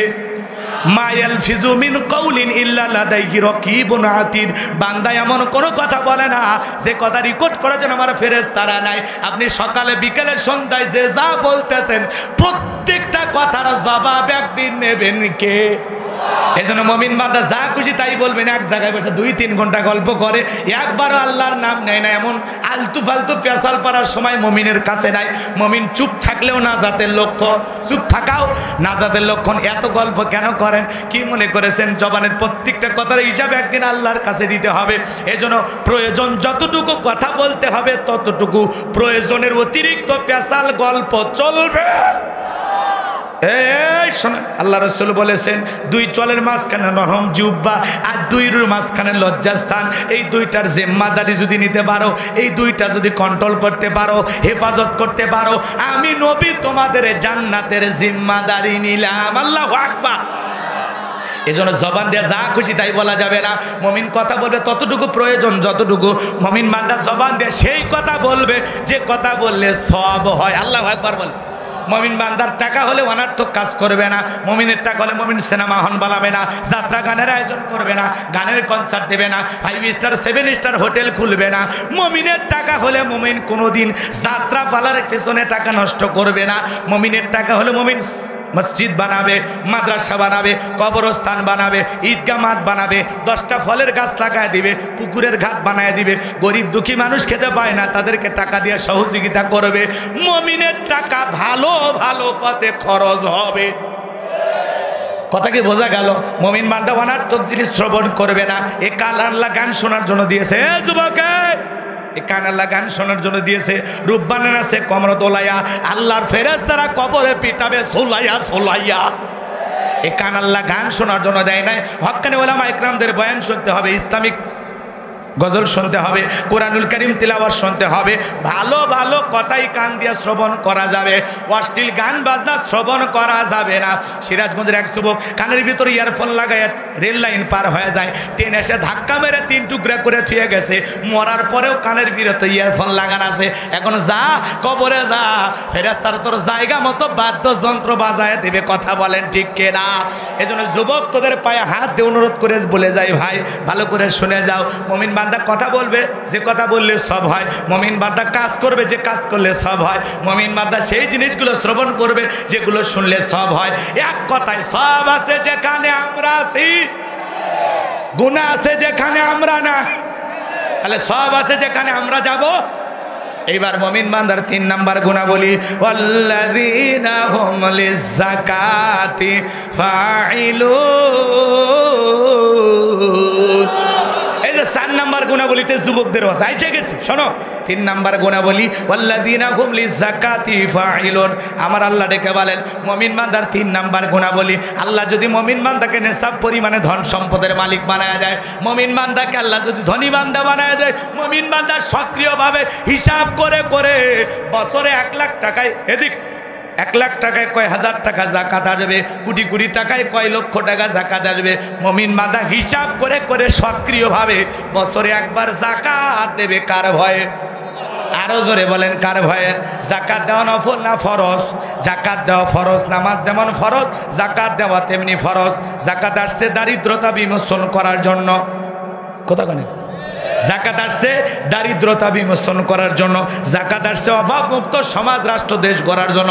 যাকাত আসছে এদিক এই সমাজের বঞ্চিত অবহেলিত পথে পড়ে থাকা মানুষের অধিকার প্রতিষ্ঠিত করার জন্য। এই জন্য সমাজের অর্থনীতি চালু করতে হবে যাকাত ভিত্তিক। আমাদের সমাজের অর্থনীতি যাকাত ভিত্তিক না সুদ ভিত্তিক? সুদ ভিত্তিক অর্থনীতি হালাল না হারাম? সুদের বৃদ্ধিকে ধ্বংস করে দেবেন কে? আর যাকাত দান সদকার বৃদ্ধিকে বহুগুণে বৃদ্ধি করা দেওয়ার দায়িত্ব কার? এজন্য যাকাত ভিত্তিক অর্থনীতি চালু করতে হবে। বাংলাদেশের 50 বছর কেটে গেল, যারা যাকাত দিচ্ছে দিয়ে যাচ্ছে, যারা নিচ্ছে নিয়ে যাচ্ছে, মানুষের ভাগ্যের কোনো পরিবর্তন হচ্ছে না। কারণ আমরা পাইছি যাকাত মানে শাড়ি লুঙ্গি। 5000 শাড়ি লুঙ্গি নিয়ে আসছে, মানুষ আছে 50,000। ঠেলাঠেলি গুদাগুদি করে 6 জন নিহত, 32 জন আহত। আছে না নাই? যে ব্যক্তি যাকাতের অর্থ দিতে গিয়া শাড়ি লুঙ্গি বিতরণ করতে গিয়া মানুষ মাইরে ফেলা দিয়েছে। কি মনে করেন আল্লাহর কাছে মানুষ হত্যাকারী গুনাহ নিয়ে জাহান্নামে যেতে হবে? কথা বলেন ঠিক কিনা? আর এদিকে খেয়াল করেন, নিজের পরনে পরে থাকা মানুষ 1000 টাকার লুঙ্গি আর গরিবকে দেয় লিটন লুঙ্গি 200 টাকা দাম, পরে থাকলে আর জান্নাত জাহান্নাম সব বোঝা যায়। গরিব মহিলাকে দেয় 300 টাকা দামের শাড়ি, ধুয়ে দিলে শাড়ি না মশারি খুঁজে পাওয়া যায় না। এই বড় লোক এই শাড়ি তোমার বউরে পরায়ও, এই শাড়ি তোমার মেয়েরে পরায়। কথা বলেন ঠিক কিনা? দিলে ভালো দেন, 5000 দেওয়ার দরকার নাই, 500 দেন, ভালো দেন। আর এইভাবে যাকাত দিয়ে সমাজ পরিবর্তন হবে না। হযরত ওমর ফারুক রাদিয়াল্লাহু তাআলা আনহু বলেন, তোমরা যাকাতের অর্থ এমনভাবে দাও যাতে ওই ব্যক্তিদের যাকাতের জন্য পরবর্তী বছরে কারো দুয়ারে লাইন না দেওয়া লাগে। বলেন আল্লাহু আকবার। তার মানে কিভাবে দিতে হবে? এই ছেলেটা বেকার বসে আছে, ওর একটা গোয়ালপাড়া বাজারে 1.5 লাখ টাকা যাকাতের অর্থ দিয়া ছোটখাটো ব্যবসায়ী বানায় দেন, ওর একটা কর্মস্থানের ব্যবস্থা করে দেন। এক কথা বল নাকি আপনারা? ওরে যদি আমরা ছোটখাটো 1.5 লাখ টাকা যাকাতের অর্থ দিয়ে পুঁজি ধরায় দিয়ে ব্যবসা ধরায় দিতে পারি, 10 বছর পরে আল্লাহ চাইলে ও নিজে যাকাত দেবে।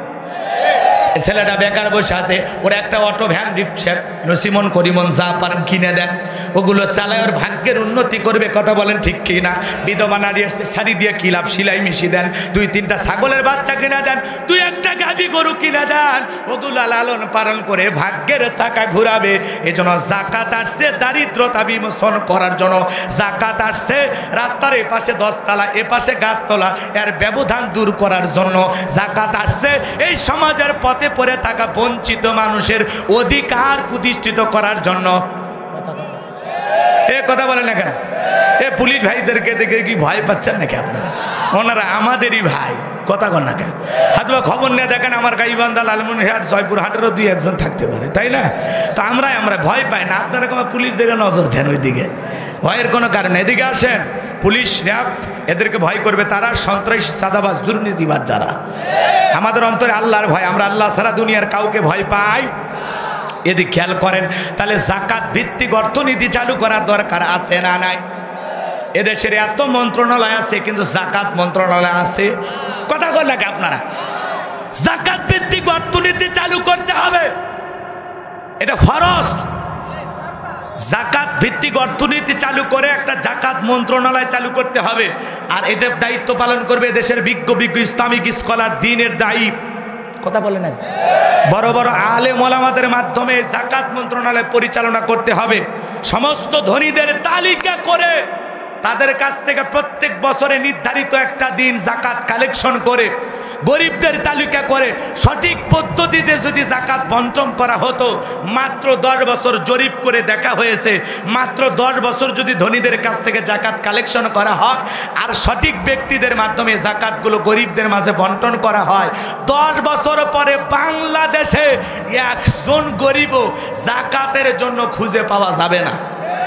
সুবহানাল্লাহ বলবেন না?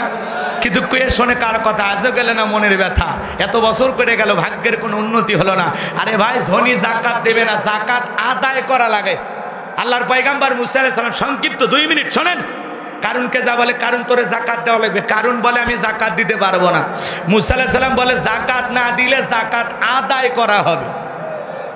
ধনী দিতে চাইবে না, ইনি ধনী মানুষ। এমনি উদাহরণ, চেয়ারম্যান সাহেব মন খারাপ করে না, ওনার জাকাত আসছে 100 কোটি টাকা, 10 কোটি টাকা কোনো মতে নাম সাম মাত্র দিয়া নিজের 90 কোটি টাকা জাকাত নিজে মেরে খায়।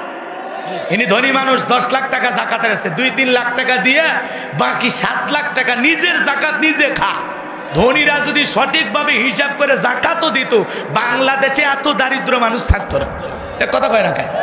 আর দেওয়ার পদ্ধতি ভুল, ওই 200-300 টাকার নোট দিয়ে এলাকার সব মানুষকে পৌঁছামি বোতাম খুলে ঘুরে দিচ্ছি, একে দিয়ে ফাটিয়ে ফেলে দিছে।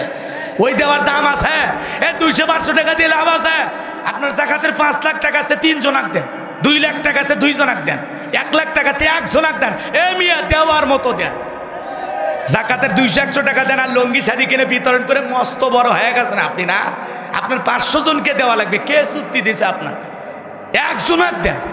কথা কন, অন্তত একটা মানুষ দারিদ্র মুক্ত হলো। আপনার এই মোটা অঙ্কের টাকা পাই একটা মানুষের কর্মস্থান ব্যবস্থা করেন। যেহেতু রাষ্ট্রীয়ভাবে নিচ্ছে না দায়িত্ব, তাহলে আমাদেরকে সামাজিকভাবে দায়িত্ব নেওয়া লাগবে। এই গ্রামের নাম কি? ফটিকখালী। এই গ্রামে কি 20টা ধনী নাই? কথা বলেন, 20টা ধনী নাই? তাহলে প্রত্যেক বছর ওই ধনীরা এক জায়গায় হওয়া লাগবে। মাহফিল করার জন্য যদি এক জায়গায় হন, মসজিদ কমিটি করার জন্য যদি এক জায়গায় হন, ঈদগাহ মাঠের জন্য এক জায়গায় হন, কবরস্থানের জন্য যদি এক জায়গায় হন, তাহলে আল্লাহর ফরজ বিধান জাকাতের সিস্টেম এই গ্রামে চালু করার জন্য সব ধনী এক জায়গায় হওয়া যায় না? আসেন, এই তালুকদার, শেখ বংশ সব এক জায়গায় হন। আসেন, আপনার কত কয়? আমার 3 লাখ, আপনার 2 লাখ, আপনার 1.5 লাখ, আপনার কত 1 লাখ, আবার কত 7 লাখ। সব হিসাব নিকাশ করে দেখলেন 20 জন ধনীর কাছ থেকে জাকাত কালেকশন হলো 50 লাখ। তাহলে এই 50 লাখ টাকা 30 জন এই গ্রামের গরিবের তালিকা করেন, 30 জনের মাঝে বন্টন করে দেন। পরের বছর আবার 30 জন, এবার 5 বছর দিলে 150 জন। তার মানে কি 150 জন একটা গ্রামে গরিব থাকে? তার মানে কি 5 বছর পরে এই ফটিকখালী গ্রাম হবে দারিদ্র মুক্ত ইনশাআল্লাহ। কিন্তু এই পদ্ধতি শোনে না রে ভাই, কথা কয় না কে? আসেন আসেন আসেন আসেন বলে দিন আমার ভাইয়েরা। মুসা আলাইহিস সালাম ডেকে বলে কারণ জাকাত দিতে হবে, কারণ ডেকে বলে আমি জাকাত দিতে পারবো না। মুসা আলাইহিস সালাম ডেকে বলে জাকাত না দিলে জাকাত আদায় করা হবে। ধনী জাকাত দিতে চায় না, জাকাত কি করা লাগে? তবে হ্যাঁ, যে ধনীদের অন্তরে আল্লাহর ভয় আছে তারা হিসাব করে জাকাত দেয়। কথা কয় না। এদিকে খেয়াল করেন, কারুনের সামনে যখন মুসা আলাইহিস সালাম ডেকে বলে যাকাত না দিলে যাকাত আদায় করা হবে, কারুন ডেকে বলে মুসা এত রাগ করার কোনো দরকার নাই, যাকাতের টাকাটা একটু হিসাব নিকাশ করে দেখি কত দিতে হবে। বলে শতকরা 2.5%। ঠিক আছে যাও, আমি দেখতেছি। এই কারণকে আল্লাহ পাক এত সম্পদ দিয়েছিল, 70টা উট লাগতো চাবি বহন করতে। চাবি যদি এত হয় তালা কত, আর তালা যদি এত হয় সিন্ধুকে মাল কত, ছোট মাথায় ধরবে না, ও হিসাব করারও দরকার নাই।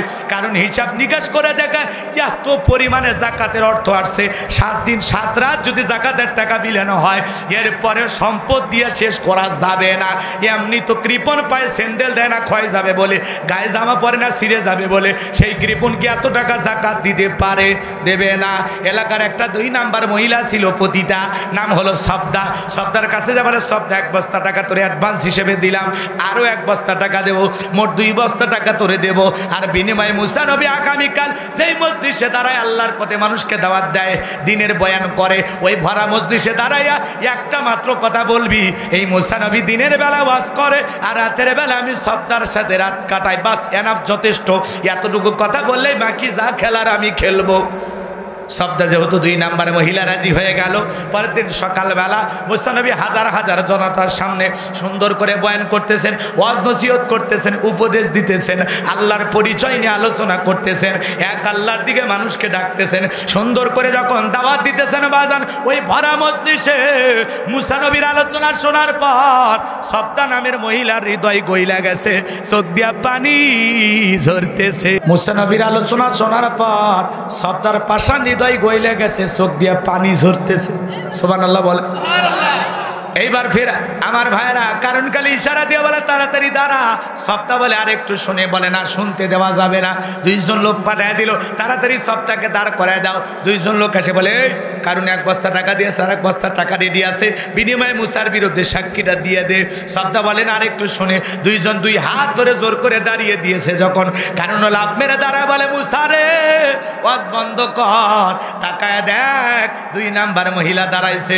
মুসা নবী কি 2 নাম্বার 1 নাম্বার সেনে? রতনে রতন ছেলে, কথা কন না, ডাইরেক্ট বলতেছে মুসা ওয়াজ বন্ধ কর।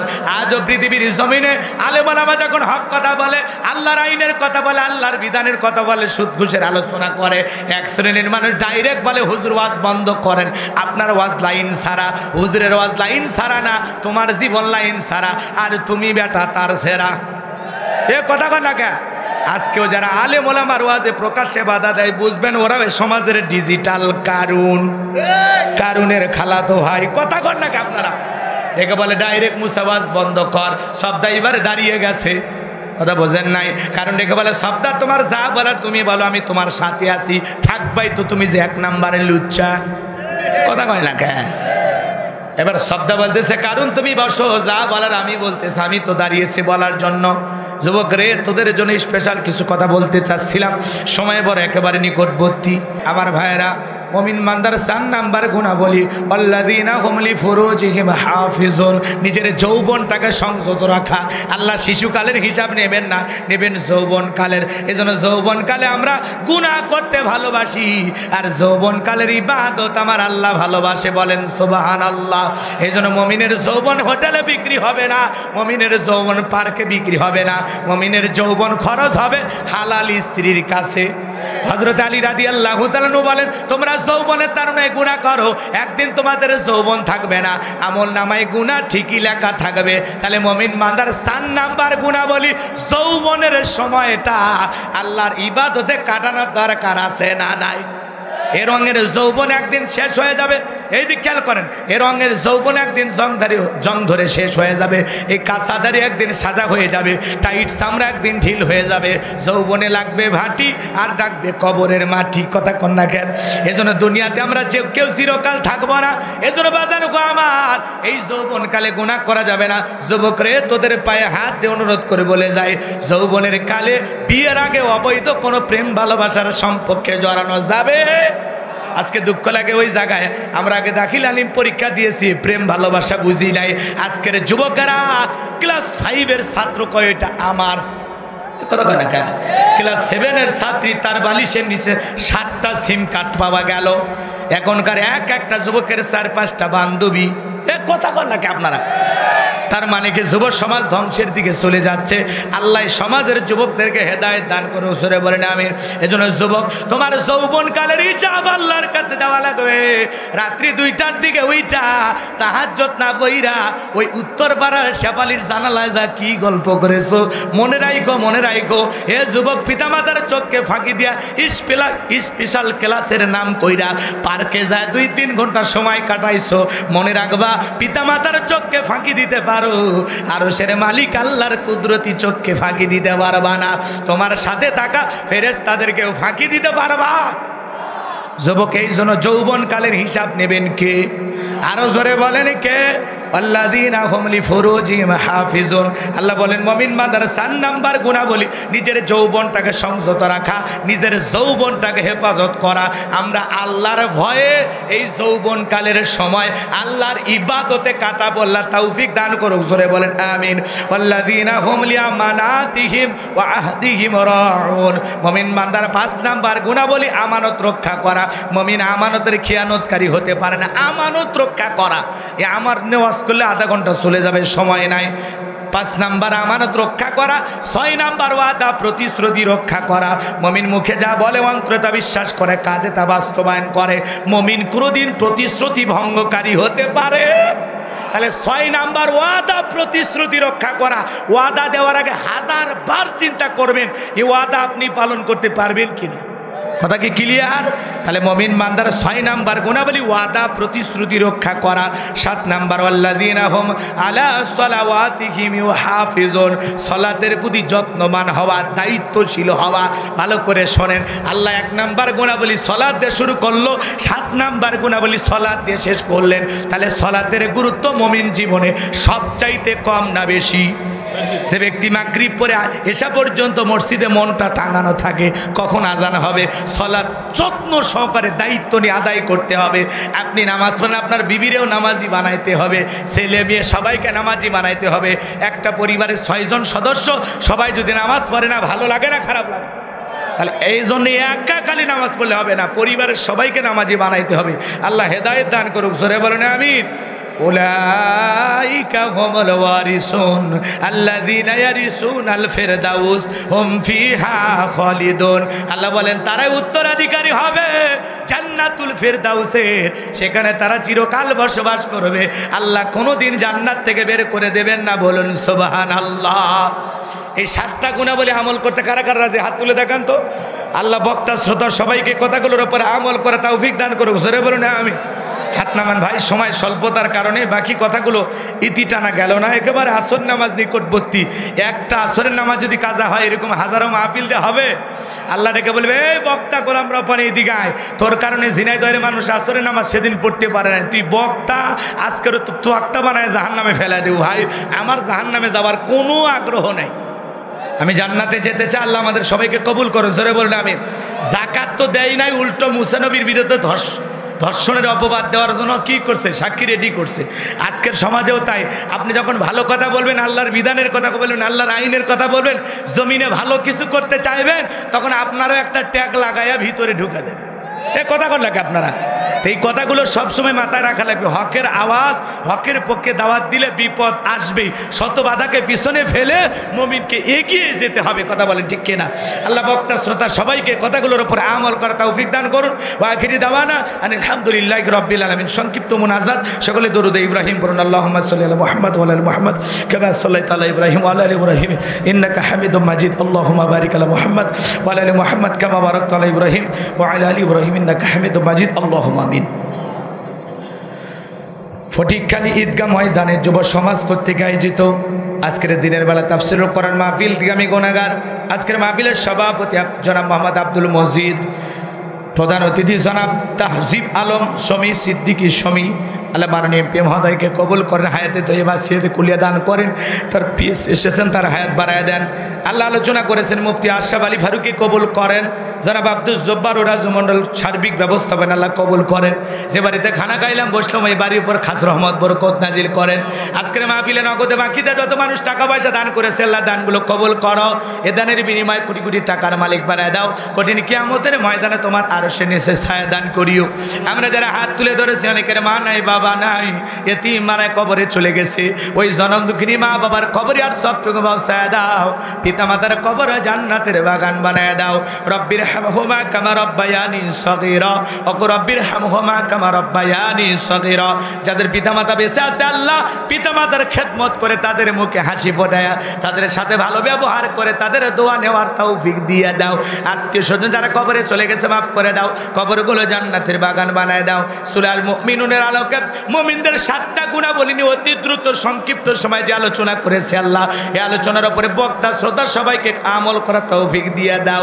আল্লাহ আজকের মাহফিল কবুল করো। দূর দূরান্ত থেকে নারী পুরুষ যুবকেরা বৃদ্ধ বাবাজিরা, প্রশাসনের ভাইরা, পাশে বসা চেয়ারম্যান মহোদয় সহ এলাকার গণ্যমান্য ব্যক্তিবর্গ যত মানুষ হাত তুলে ধরেছে আল্লাহ, সকলের দোয়াগুলো কবুল আর মঞ্জুর করে নাও। এদানের রসিলা করে আল্লাহ তাআলা এ দোয়াকে কবুল আর মঞ্জুর করে নাও। আল্লাহ আজকের মাহফিল আমাদের জন্য নাজাতের ওসিলা বানায় দিও। আল্লাহ সবাইকে 5 ওয়াক্ত নামাজ মসজিদে গিয়ে জামাতের শহীদ আদায় করা তৌফিক দান করুন। আল্লাহ সবাইকে জান্নাতুল ফেরদাউসের মেহমান হিসেবে কবুল করে দেন। আল্লাহ আজকের মাহফিলকে আপনার দরবারে কবুল আর মঞ্জুর করেন। আগামী বছর বড় কোনো আলেম নিয়ে আসা এ মাঠে কোরআনের তাফসীর করার তৌফিক দিয়ে দেন রব্বুল আলামিন। এলাকার গণ্যমান্য ব্যক্তিবর্গ যারা সহযোগিতা করেছেন কবুল করে নেন। আল্লাহ আমি গুনাহগার যে আলোচনা করেছি, আলোচনার উপর সবাইকে আমল করার তৌফিক দাও।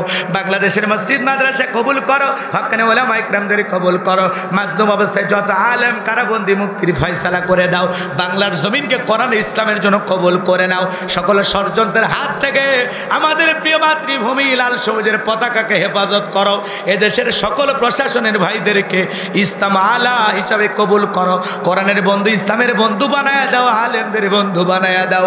আল্লাহ যে ভাইরা কষ্ট করে প্রশাসনের ভাইরা ডিউটি করেছেন তাদের হায়াত বাড়ায় দেন, জিন্দিগির গুনাহগুলো মাফ করে দেন। হায় আল্লাহ তাআলা তাদের পরিবার পরিজনের উপর খাস রহমত বরকত নাজিল করেন। হে রব্বুল আলামিন আজকের মাহফিল কবুল করে নেন। রব্বানা আতিনা ফিদ দুনিয়া হাসানাতাও ওয়া ফিল আখিরাতি হাসানাতাও ওয়া কিনা আযাবান নার। হাসবুনাল্লাহু ওয়া নি'মাল ওয়াকিল, নি'মাল মাওলা ওয়া নি'মান নাসির। আল্লাহুম্মা ইহদিনাস সিরাতাল মুস্তাকিম, আল্লাহুম্মা ইহদিনাস সিরাতাল মুস্তাকিম। আল্লাহ আল্লাহ আজকের মাহফিল কবুল করে নাও। আমাদের জানা অজানা ছোট বড় গোপন প্রকাশের তামাম জিন্দিগির গুনাহগুলো মাফ করে দাও। আল্লাহ আমাদের সকলের তামাম জিন্দিগির গুনাহগুলো তুমি মাফ করে দাও। রব্বানা সরিফান্না আযাবা জাহান্নাম ইন্না আযাবাহা কানা গরামা। ওই কঠিন জাহান্নামের আগুন থেকে মুক্তি দাও। কবরের সলজব সহজ করে দিও। আমলনামা ডান হাতে দান করিও। ফুলসিরাতের পথ বিদ্যুতের গতিতে পার হওয়ার তৌফিক দিয়ে দিও। নবীজির সুপারিশে জান্নাতি হওয়ার তৌফিক দিয়ে দিও। আল্লাহ আজকের দোয়াকে কবুল আর মঞ্জুর করে নাও। জীবনে একটাবার খানায় কাবাই কবুল করো। রাসূলের রওজা পাকে দাঁড়িয়ে সালাম দেওয়ার সুযোগ করে দিও। আল্লাহ আজকের মাহফিলকে কবুল করে নাও। লাইটিং মাইটিং পোস্টার ব্যানার ডেকোরেটর সহ যারা সহযোগিতা করেছেন আল্লাহ, স্বেচ্ছাসেবকের দায়িত্ব পালন করেছেন, সবাইকে দুনিয়া আখিরাতের উত্তম জাযা দান করো। হে রব্বুল আলামিন আমার সাদিক ভাই, হারুন ভাই, আব্দুর রহিম ভাইকে কবুল করেন। মিডিয়ার ভাইদেরকে হেদায়েত দান করেন। আলেমদের আলোচনা সঠিকভাবে প্রচার করার তৌফিক দেন। যারা নারীদের ছবি লাগায় উল্টাপাল্টা কাজ করে আল্লাহ তাদেরকে হেদায়েত দান করেন। আর কঠিন কিয়ামতের ময়দানে এই ব্যাপারে আপনি তাদের বিচার করবেন। আল্লাহ মিডিয়ার ভাইদেরকে কোরআন সুন্নাহর কথাগুলো সঠিকভাবে জাতির সামনে প্রচার করার তৌফিক দাও। যারা ভুলভাল পদ্ধতিতে প্রচার করে তাদের হেদায়েত দান করো।